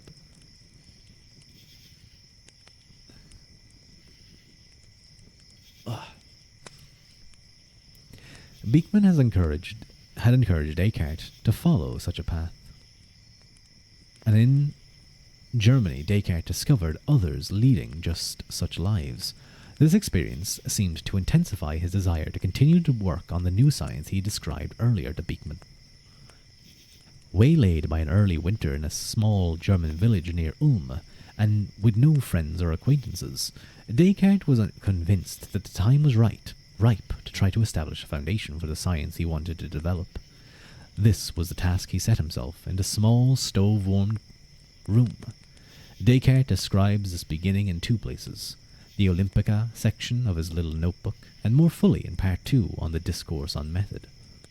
As we shall see, these 2 sources suggest that on November the 10th, 1619, Descartes spent the day in a series of reflections that began not with abstract metaphysical thoughts, but with the criteria for distinguishing good technicians, lawgivers, and scientists, set against the backdrop of a world that had failed to find a principle of order that could restrain the religious passions and establish political peace. The path that Descartes follows in his speculations is a path that leads away from the political and into the self. But it is not a path of retreat and withdrawal, not merely an effort to save himself or maintain his own independence on the model of Petrarch or Montaigne. The retreat into the self is part and parcel of his effort to discover the ground for a radical transformation of European society based on a certain method for determining the truth. His retreat, in this respect, follows a Rosicrucian path. Indeed, in Hermetic fashion, he tries to separate his mind from his body in order to free himself from the illusions of the world, and in doing so open himself up to a visionary revelation. His goal, however, is not personal but public, and, in a certain sense, even political. I'm going to go fill up my water bottle and go to the little warrior's room.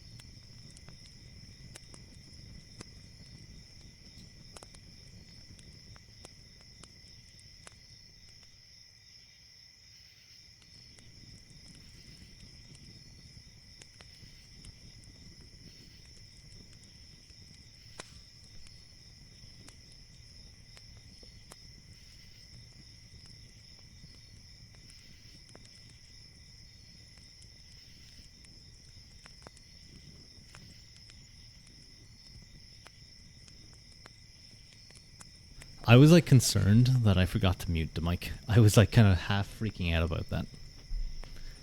Nothing bad would happen, but it's just like I just don't want the mic unmuted while I'm away. You're finally back. Welcome back.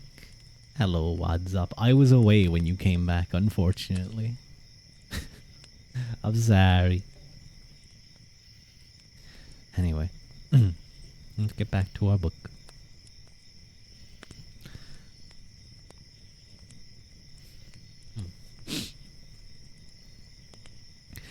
The date of his momentous day was charged with great and perhaps even mystical significance for Descartes.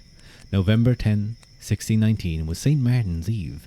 This was the day on which Ignatius Loyola founded the Jesuit order. This day was also traditionally regarded as the end of warm weather in Descartes' native Touraine, and folk wisdom saw it as a beginning of winter.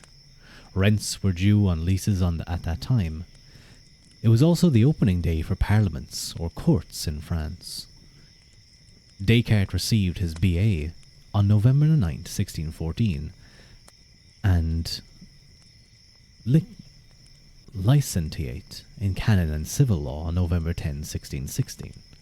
He first met Beacom on November 10, 1618, and his dream occurred on November 10, 1619. He also apparently continued to regard this date as significant. On November 11, 1620, he claimed he had just begun, presumably on November 10, to understand the foundation of his wonderful discovery. On November 10, 1640, he wrote to Mersenne that he had sent the meditations to I don't know how to pronounce his name, I apologize. Hope all's okay. It is. To Huygens the day before, and on the same day announced his intention to publish the Principles. According to his own account, Descartes spent that entire November 10, 1619 in thought, laying out the foundations of what he described as a miraculous science. After this day of fervorous thinking filled with enthusiasm, Descartes went to bed expecting a dream that would confirm his great discovery. He was not disappointed. Indeed, he had a series of dreams, either 2 or 3 depending on the commentator, that left him convinced that he had chosen the right path in life and had discovered a method that would lead infallibly to truth. The meaning and importance of Descartes' dreams have been the subject of controversy that at one time or another have occupied nearly every prominent Descartes scholar, or even, if only briefly, the greatest dream scholar of them all, Sigmund Freud. There are 2 quite different interpretations in dreams. The first school believes that he faithfully and almost immediately described what transpired that night. Even among this group there are those like Freud who believe that there is little to be learned from this account because no one can interpret the dream except the dreamer. What we can know thus comes only from Descartes' own interpretation of the dream. Other, more daring interpretations believe that they can decipher the meaning of the dream symbols even if Descartes does not explain them. For them, the dream revealed the deep intentionality behind Cartesian science, not always clear even to Descartes himself. A second school believes that the account of the dreams is invented whole cloth, or is such a complete reworking of the dream experience that it needs to be treated as a literary creation. Watson has presumably argued that the specific details of the dreams were invented by Ballet, and the succeeding generations of Descartes scholars have accepted them as genuine out of a burning desire to have some insight into Descartes' real motives. Others accept the details as Cartesian, but believe that the dream story is merely a method for Descartes to present opinions that are either politically or theologically suspect.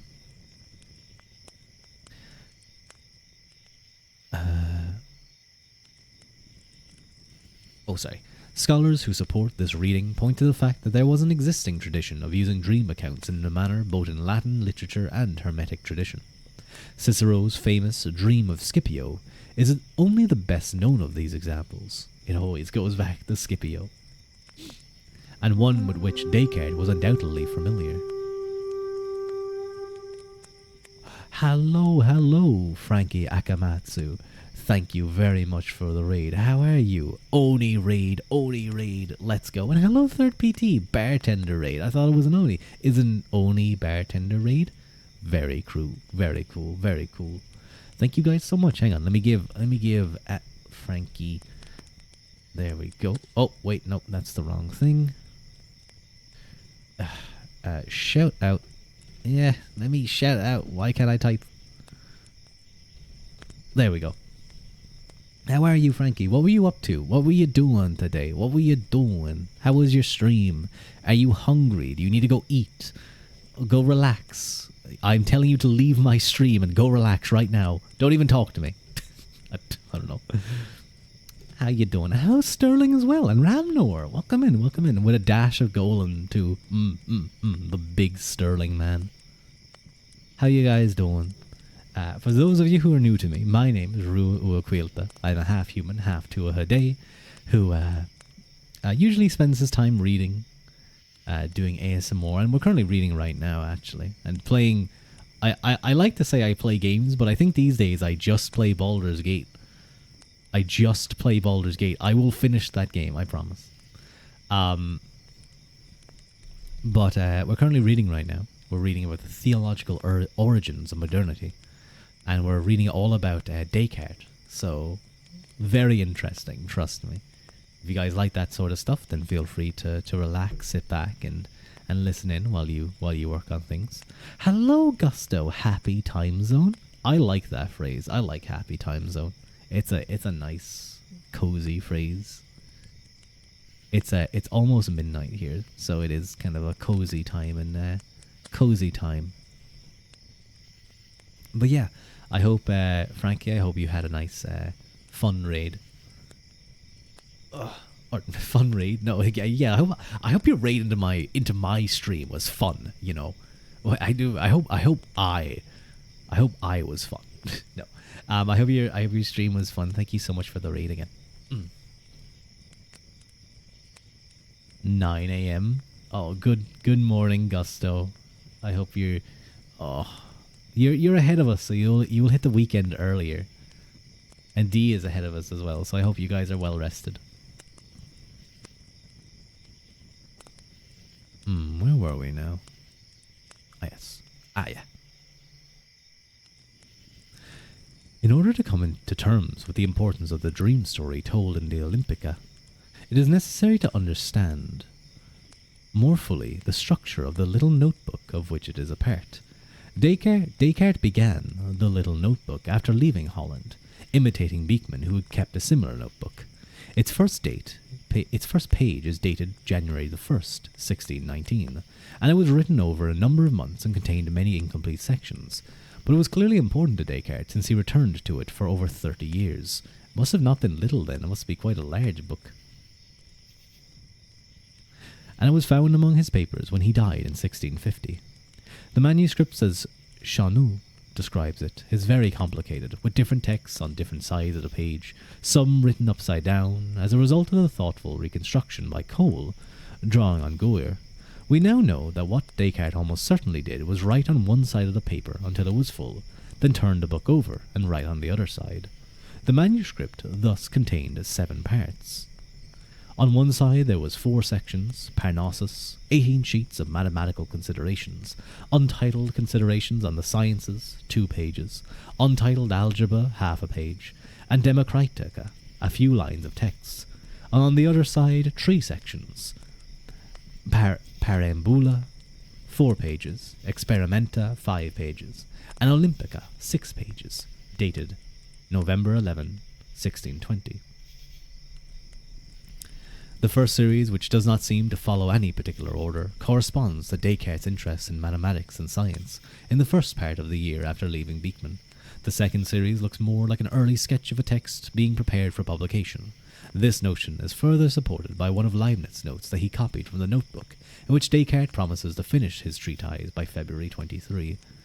Thank you so much, Zan, for the head pat. Thank you. Sorry, dude, you had to go to an idle meeting. I hope you're doing good. Your stream was fun. That's good to hear, Frankie. And I expect to see you in the Bakudan. That's what it's called, isn't it? The Bakudan? Am I just making up a word right now? Isn't that a stadium, I think? I expect you to see you on stage in the dome. soon, Frankie, with your idol work. But I hope your meeting went well. Thank you again for the raid. I expect to see you dancing. I expect to see you. I want to see a singer do like acrobatics while they're singing. None of this like, oh, I can like kind of half dance while like other professional dancers dance around me. Bakugan. Don't give them ideas. I think your viewers should demand of you that you do singing content. I think that would be cute. But I want to see a guy. I want to see like a singer do like the pole vault while singing his song. Bakugan. Battle Brawlers. I want to see a guy hit a high note as he sails over the like pole. Are we ever gonna hear you sing, Ruadh? I have to do a singing stream. Will I have time this Saturday, this weekend? I may. I will not be streaming tomorrow or Friday, by the way. I will have an exam that I need to study for, so I'm going to be focusing on that. But there was a small clip. Yeah, I mean, I've sung here and there. My throat's a little bit sore at the moment, so I won't sing right now. But I definitely want to do a singing stream. Just a little bit of fun. That decimated your eardrums as Twitch broke and spammed it in your ears. Oh no, poor WhatsApp. Poor WhatsApp. You still have some of your old ones. Oh, you're Bakugan. Yes, you want to hear me sing. Yeah, Pip or WhatsApp is right. There is the small clip from the last stream. You can probably find it on my channel. And I've done a few karaokes. Sometimes they like at the end of it my voice is fucked. But I definitely like to do a karaoke. So we'll definitely do that sometime. I need to come up with some songs to sing though, or maybe I just have a relatively cheap request a song, and you guys can just fill it out.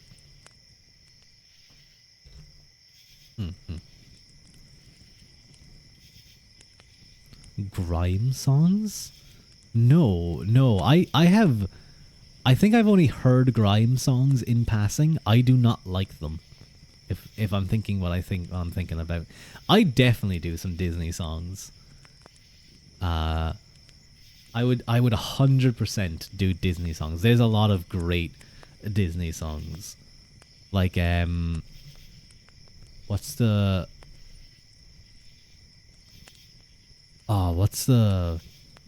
one from The Jungle Book?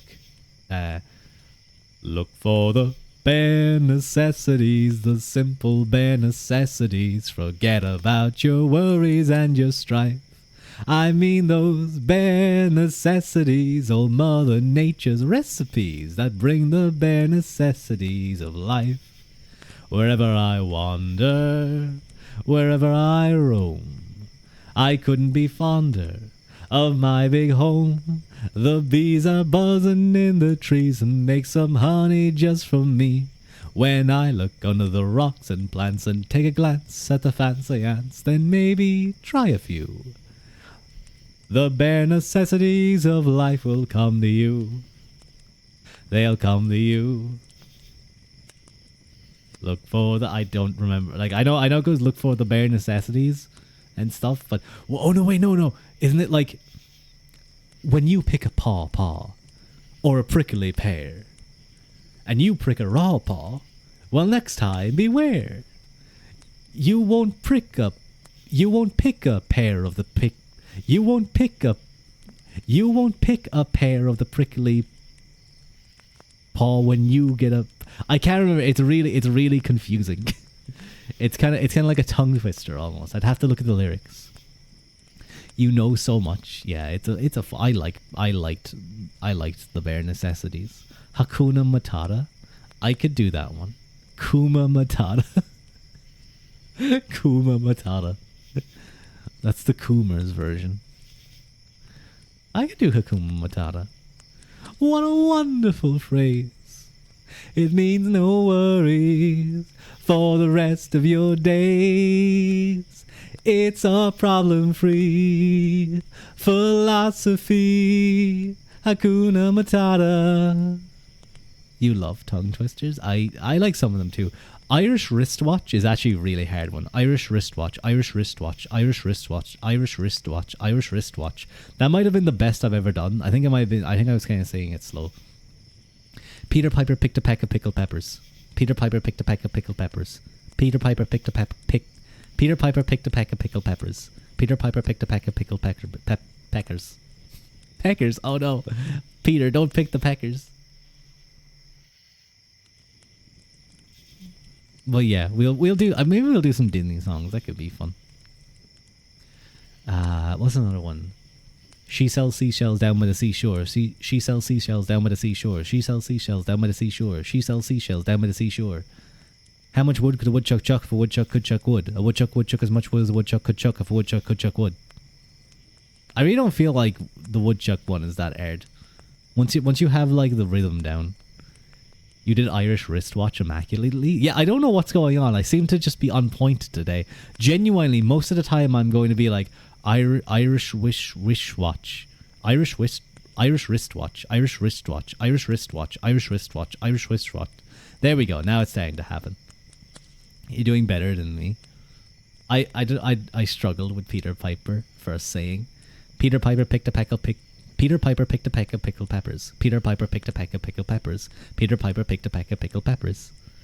I think I'm weirdly on point. Maybe it's because I've been talking for so much, and I've been very focused on my pronunciation while I'm reading. Damn impressive. I need more. Oh, you know what's one? Red letter, yellow letter. Red letter, yellow letter. Red letter, yellow letter. Red letter, yellow letter. Red letter, yellow letter. Red letter. Yeah, that one's hard. Try that one fast. Red letter, yellow letter. Red letter, yellow letter. Red letter, yellow letter. How much wood could a woodchuck chuck for woodchuck could chuck wood? I'm very good at that one. I'm extremely good at that one. I wonder, can I do it backwards? Is red leather? Okay, I think what's happening though is I'm saying letter. Like, I'm not pronouncing the TH. It's red lorry, yellow lorry here? Huh, I've never heard of that one before. You've always heard it as red lorry, yellow lorry too? Red lorry, yellow lorry, red lorry, yellow lorry, red lorry, yellow lorry, red lorry, yellow lorry, red lorry, yellow lorry, red lorry, yellow lorry. That one's not that hard. I feel like leather is harder. Leather, like a cow skin. Red letter, yellow letter. But I guess I'm saying it like letter, like without the TH, because of my accent. So I guess it's letter too, technically. What's another one? Can I think of anyone's? You guys ever heard like Japanese tongue twisters? They seem insane. I remember there was one. I remember I watched a video where some guy was like, what's X, Y, what's X in Japanese? And like, he goes through a whole thing and it's basically just the same word said over and over. It's all similar sounding words. Then he made the guy say a big long sentence and like broke him. You keep failing. Red letter, yellow letter, red letter, yellow letter, red letter, yellow letter, red letter, yellow letter, red letter, yellow letter, red letter, it's hard. You're pretty sure you've seen that exact video? Yeah, it's a good one. I laughed a whole lot at that one. That's definitely more difficult than red lorry. It is. What's some other tongue twisters? Hang on. Tongue twisters. Just give me some. Peter Piper picked a peck of pickled peppers. A peck of Oh yes, that one goes on for way more. It's like Peter Piper picked a peck of pickled peppers. A peck of pickled peppers Peter Piper picked. If Peter Piper picked a peck of pickled peppers, where's the peck of pickled peppers Peter Piper picked? That's actually kind of good to have the full one. Let me try that. Peter Piper picked a peck of pickled peppers. A peck of pickled peppers Peter Piper picked. If Peter Piper picked a peck of pickled peppers, where's the peck of pickled pepper Peter Piper picked? I kind of fucked up at the very end. I think I said pickled peppers. It's not bad though. Is easier for you? Strange. What's this one? Who's Betty Butter? Betty Butter bought some butter, but she said butter's bitter. What? If I put it in my batter, it will make my batter bitter. But a bit of better. Oh, that's fucked up. This is okay. Listen to this one. Betty Botter bought some butter, but she said the butter's bitter. If I put it in my batter, it will make my batter bitter. But a bit of better butter will make my batter better. So 'twas better Betty Botter bought a bit of better butter. You've heard a version of that before? Not quite the same. Let me try this. Betty Botter bought some butter, but she said the butter's bitter. If I put it in my batter, it will make my batter bitter. But a bit of better butter will make my batter better. So 'twas Betty bought. I can't get that. So 'twas better. Yeah. So what they're trying to say is like, so it was better that she bought a bit of better butter. So 'twas Betty. Yeah. Fuck. So 'twas better Betty Botter bought a bit of better butter. Okay. I feel like I have gone down into extreme Irish accent to be able to say this. Is what I feel. I feel like this is forcing me in a certain direction. Betty Botter bought some butter, but she said the butter's bitter. If I put it in my batter, it will make my batter bitter. But a bit of better butter will make my better. I stumbled on the better and batter. She sells seashells down by the seashore. How can a cram in a clean cream can? What does that even mean? At least some tongue twisters sound like things. How can a cram in a clean cream can? No. That's not a tongue twister. Hang on. Ice cream, you scream, we all scream for ice cream. That's a rhyme. A tongue twister doesn't have to be a rhyme. It's probably good if it does rhyme in a lot of ways, but oh, okay, this one looks good. I saw Susie sitting in a shoe shine shop. Oh no, you do that one fast. Oh no, you do that one fast. That's gonna be bad. Yeah, it's gonna be a bad. That's gonna be shit. Susie's gonna be struggling if you do this. If you mess this one up. I saw Susie sitting in a shoe shine shop. I saw Susie sitting in a shoe shine shop. I saw Susie sitting in a shoe shine shop. I saw Susie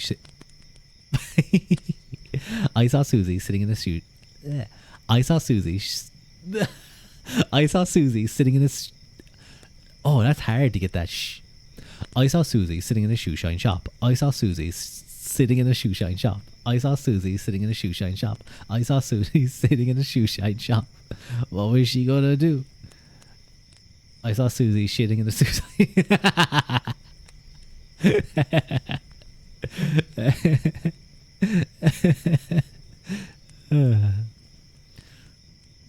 Oh, Fuzzy Wuzzy was a bear. Fuzzy Wuzzy had no hair. Fuzzy Wuzzy wasn't fuzzy, was he? Cute. Oh, I forgot about the full version of Susie. Susie works in a shoe shine shop. Where she shines, she sits, and where she sits, she shines. I already nearly broke there just reading it. Oh, that's really difficult. Susie works in a shoe shine shop. Where she shines, she sits, and where she sits, she shops. That's really good. That's really, really good. I'd love to get a bot that like you could go like exclamation point riddle or like redeem a riddle, or not a riddle, sorry, a tongue twister, and I have to attempt it.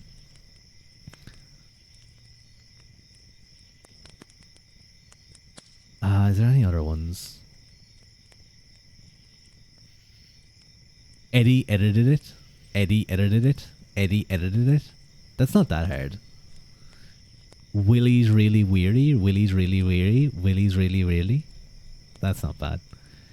He threw 3 free throws. He threw 3 free throws. He threw 3 free throws. He threw 3 free throws. I could see how that one could get you. I feel like if you pronounce the th sound properly, so it becomes he threw 3 throws. He threw 3 free throws. Yeah, I can definitely see how that becomes difficult. Anyway. I'm sorry. I got. Who's Willie then? I don't know, but he's really weary. Poor Willie. He needs to eat. He needs to listen to my streams and fall asleep. Hello, Evelyn Moon VT. Welcome in, welcome in. It's very nice to meet you. Thank you for joining. I assume by VT you are also a VTuber. Welcome in, welcome in. Oh, that's such a cute Snuggie. That is such a cute Snuggie. I love it. I love the I love like Snuggies that like pull up the fabric to them and they're like getting all, it's like they're just like getting all cozy. Oh, you have really cute emotes. I like, who did your emotes? They're very cute. It's nice to meet you. Hang on. Do I? Wait. I feel like I recognize it. I think I may have just like... I think I've seen you on Twitch before, just like on the homepage and stuff. That's cool. That's cool. Hang on. You do all your own art? That's really cool. Artists VTubers who do their own emotes almost always like have them come out like so good. Like, have you guys seen? I don't have D-emotes. Wait, I do have D-emotes. I have a subscription. Hell yeah. I love these emotes. Look at these. Look at these emotes. I love this one. The heart one and probably her cheering one is super cute, and I love the thumbs up. I love the thumbs up. Look at that. Just the I love it. But it's nice to meet you. It's nice to meet you, Evelyn. We're just getting back in. We were doing some tongue twisters. Do you have any good tongue twisters? I guess I'm testing my tongue dexterity. No. I was about to be like, is that suddenly a tongue twister I have stumbled upon? The thumbs up is top tier. It really is. It really is. The thumbs up is top tier. No. I'm like trying to find tongue twisters and everything. We did that one. You're another red lorry, yellow lorry. I always heard it as red leather, yellow leather. So red letter, yellow letter, red letter, yellow letter, red letter, yellow letter, red letter, yellow letter. Bleh. Red lorry, yellow lorry, red lorry, yellow lorry, red lorry, yellow lorry, red lorry, yellow lorry, red lorry, yellow lorry. They're both tricky. Of red letter, yellow letter before this stream. It was from an advert, you think? Maybe it's a case where like it was in an advert and like loads of people saw it. Maybe. It's another Ruadh delusion. Like, first breast in a bun, now this. What's up? No, I swear. I'm gonna accidentally, it's accidentally gonna be like, there's like only like 2 Irish villages. There's like 2 specific areas in Ireland where like these certain phrases are used, and you guys are gonna be able to narrow me down to like 4 kilometer radius. And I'm gonna be like in trouble. For those of you who don't know, in some parts, one specific corner of the chorus. What the fuck? Where has? I think all of these tongue twisters have destroyed my ability to speak. What did I just say there? What did I say? Specific? What happened there? One specific corner of forest. I think I said one specific sorner of, and then I doubled back and I said foreigner. People have been asking you to say purple burglar alarm. Oh, I think I recognize this one. Purple burglar alarm, purple burglar alarm, purple burglar alarm, purple burglar alarm, purple burglar alarm, purple burglar alarm, purple burglar alarm, purple burglar alarm. I almost stumbled on that last one. He's falling apart. My brain is getting destroyed. It only wants to just repeat. I think it just wants to repeat things. Is that a Scottish thing? I feel like that might be where I heard it as well. Maybe you have to do it in a Scottish accent.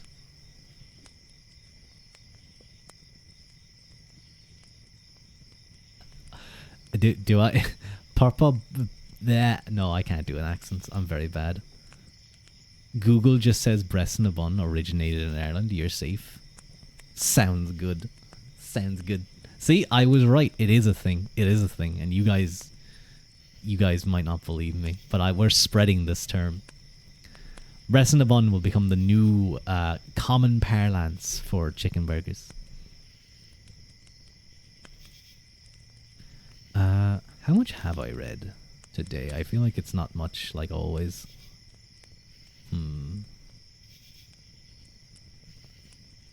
If I read for... Oh, why does this part go on for so long? This is just like the background. It keeps going. So maybe there's one near you. It's a family restaurant thing. Ah, I see. Could be, could be. Hello, Sunjin Chuab Chublai. I think I got that right. Probably not. I like Sunjin though. That's a good name. Well, hello. Thank you for the first time chat as well. Thank you for the follow. Welcome in. Welcome in. I hope you're having a nice time. Yep, you did. Hell yeah. Hell yeah. I'm the guy who always... I don't complain about people getting my name wrong. I find it very cute.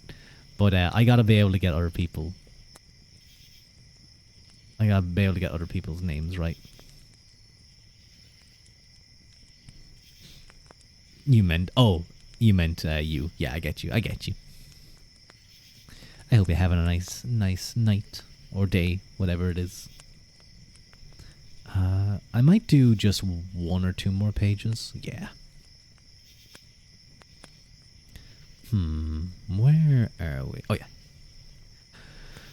Descartes makes clear his trepidations in the preambula, as actors put on masks in order not to show their blush when cued in the theatre. So as I am to ascend onto the great stage of this world, having been only a spectator until now, I advance, masked. Descartes repeats this claim in somewhat different language in the Rules. Why does he believe this concealment is necessary? In part, his concern is probably related to his Rosicrucian connections. He knew already from his time at La Flèche how suspicious Orthodox Catholicism was of Hermeticism. The Counter-Reformation had sought for many years to limit the religious pluralism that had flourished during the Renaissance and had taken aim at Hermeticism in particular. More famously burning Giordano Bruno at the stake in Rome in 1600. Descartes, however, seemed to have hoped that this approach would give him the kind of knowledge he desired. While he followed his path, he also knew that he could only do so very discreetly. For all his hopes, Descartes was not uncritical of the Rosicrucians. He thought that their efforts were laudable, but that they were often lost in confusion. Principally, because they lacked a method for analyzing nature and coming to terms with a hidden truth they sought. It was such a method that Descartes believed he could supply. This new method shone dimly through the account of his dream given in the Olympica, and spelled out in the weeks and months following the event in a fuller form that first appeared in the Rules and then in the Discourse. While we cannot investigate the dreams thoroughly to show how his turn away from religion and towards his new science was reflected in them, a short summary should give us an idea of the decisive change in his thinking that led him away from the life that he had led up to then and towards a philosophic life dedicated to the establishment of a new and universal science based on the analysis of nature. The account of the dreams occur in the Olympica section of the little notebook. The title refers to the things of Olympus, the home of the Greek gods. The probable reference is to pagan, Hermetic spirits that point us in the direction of truth. We see this in the action of the dreams themselves. The dreams as a whole are about a turn away from religion towards natural philosophy. The predominant experience of the first two dreams is terror, while the third is characterized by a great calmness and hopefulness. Descartes himself says the first dream relates to the past, the second to the present, and the third to the future. You just stole a Christmas... What's it called again? Christmas Miracle? No. What's the Charles Dickens movie? Charles Dickens with the guy and he's old. And he's Scrooge. Not Scrooge McDuck. The other one. Is it Christmas Tale? I can't remember. I'm drawing a blank. The first dream is dominated by Descartes' fear of divine punishment for what he calls his secret sins. This notion is reminiscent of the problem of conscience posed for Luther by the omnipotent God. Given what Descartes says in the Parambula, it is possible that he suffers from a similar fear as well. In the first dream, his sins are personified by an evil spirit or wind that weakens him and causes him pain. He seeks to go to a church to pray and is surprised when he tries to turn aside to speak to a friend, that the wind presses him towards the church. He recognizes that while it might have been God who initially directed him, it is now an evil spirit at work. Descartes, however, is saved by friendship and conversation, which together lessens the force of the spirit. In the second dream, Descartes hears a stroke of thunder and awakens in terror to find the air filled with sparks. In order to determine whether this is supernatural vision or a natural phenomena, he blinks his eyes and they pass away. A Christmas Carol. Thank you, Gusto.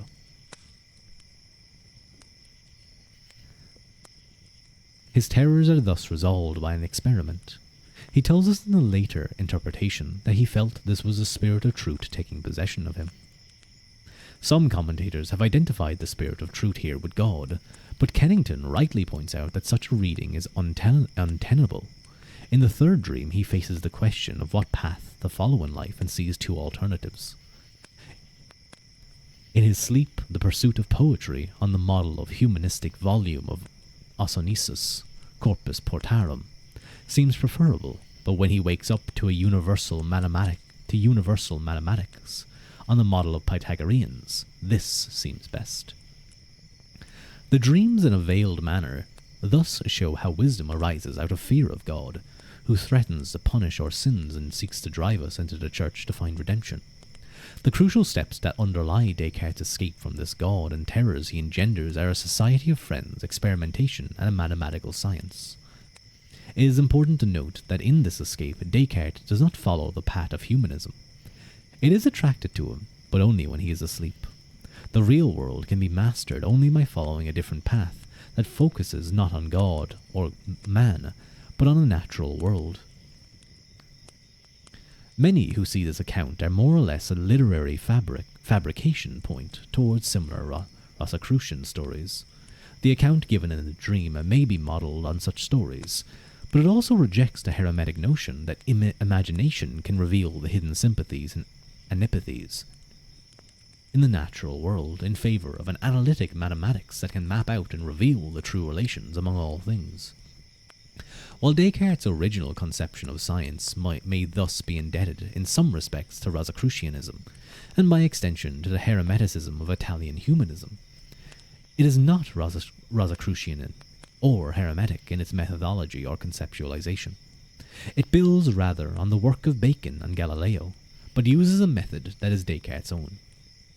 Whatever the meaning of the dreams for Descartes, he clearly felt that he had understood the foundations of his science, or at least the method for attaining the truth. Indeed, when he encounters the story in the discourse, he suggests that he had thought out all 4 steps of the method. Although this seems doubtful, given that he is still inchoate in the rules. He claims to have been equally certain that the development of this science would require a much fuller knowledge of the world. Thus, while he continued the work on individual problems and to conduct experiments, he did not attempt to develop this science in its entirety at the time. Bills on bacon. It's probably not a good strong foundation, but it is a very tasty foundation. You know, if your house is going to collapse, well, isn't it good that you have a load of food that you can eat at the bottom while you're stuck under the roof? I think so.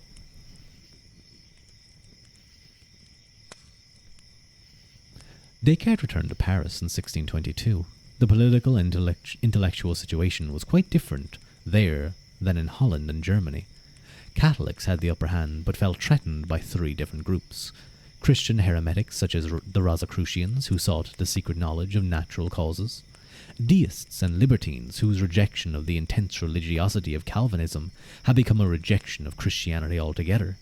And Pyrrhonist skeptics who believed that the only justification for Catholic doctrine was fideism, Marin Messine, who was one of the broadest thinking Catholics and the person perhaps most responsible for the propagation of Descartes' thought, had, for example, attacked Ficino, Pico, Giordano Bruno, Cornelius Agrippa, and Robert Flood, but he had also sharply criticized skeptics such as Charon. In 1625, Descartes returned to Paris and stayed for 3 years. The intellectual life of Paris at the time had been shaped by the long years of war and religious dispute. The Sorbonne was a bastion of scholasticism that had been revived as part of the Counter-Reformation, but outside its walls a less traditional and more ardent Catholicism was also springing up. In other quarters, and under the influence of Montaigne and Charon, many members of the educated class had also received a humanist education, or who had received a humanist education, were increasingly drawn to skepticism and fideism, while others went further into libertinism. The libertines despised scholasticism, were scientifically curious, and argued for the devaluation of religion in social life. Many of them were interested in Hermetic and Rosicrucian matters. Their number included Node, Gassendi, Vanini, Lever, Elle Dotati, Jean-Louis Guez-la-Balzac, Théophile Devaux, and Father Claude Picot, known as the atheist priest, who also handled Descartes' financial affairs. They were all free thinkers. Some were debauched and practiced deism and Machiavellianism, while others were more erudite and studied politics, theology, science, and philosophy. While the state generally tolerated their activities, when kept private, any attempt to present their ideas publicly was later and harshly punished. You know, when I just pictured like some of them, like I'm sure I just like I pictured like Reddit. I just got like a picture of or atheism in my mind, and I'm sure these guys are like actually, you know, probably very well studied, classically trained and classically educated. But all I got was like Reddit atheists in my mind.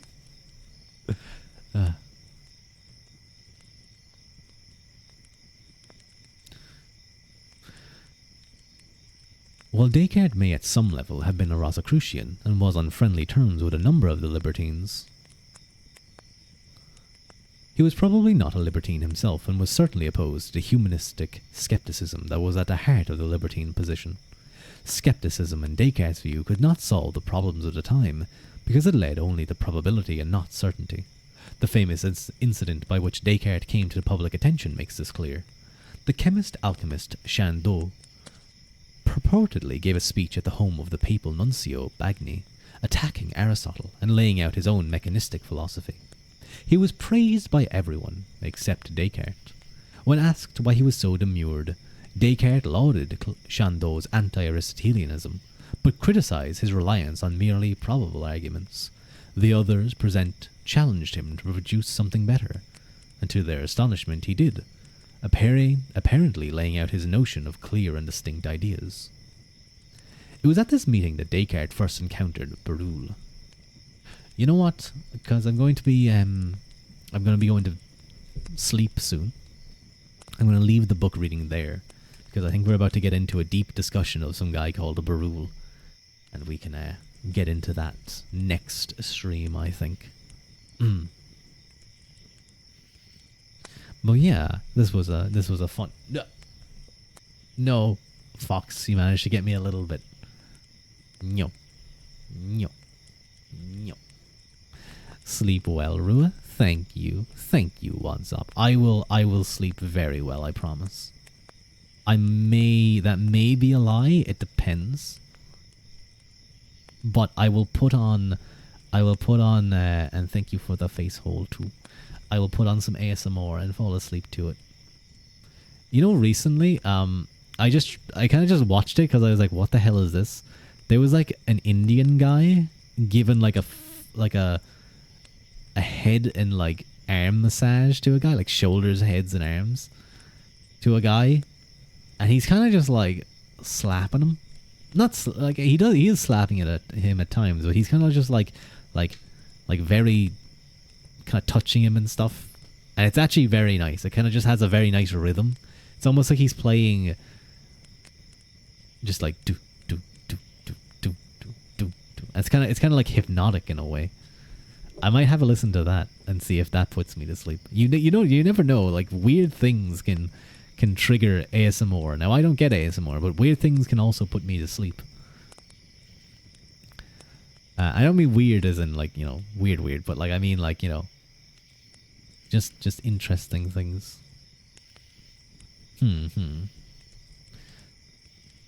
Playing him like a bongo drum.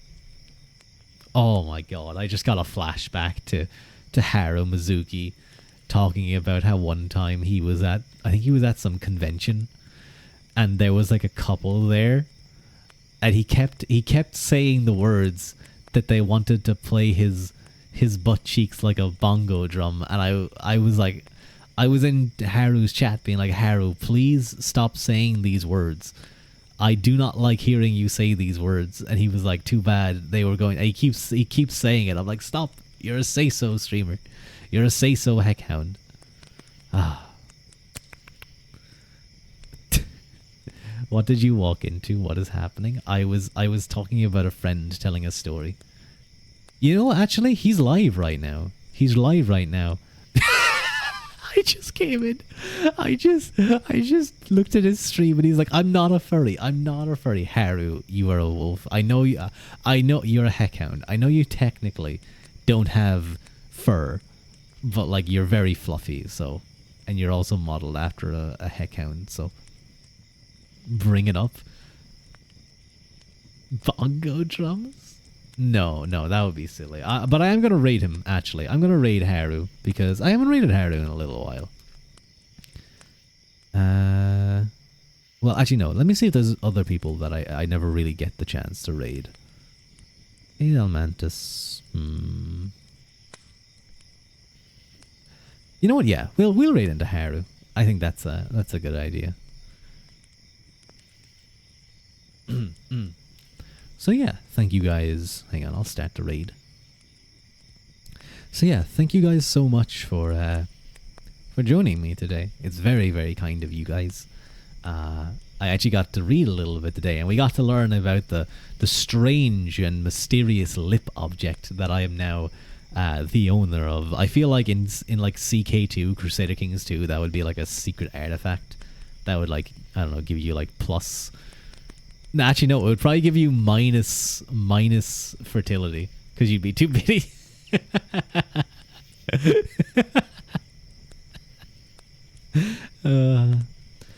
Do treat Haru well. He's a very sweet, very kind heckhound.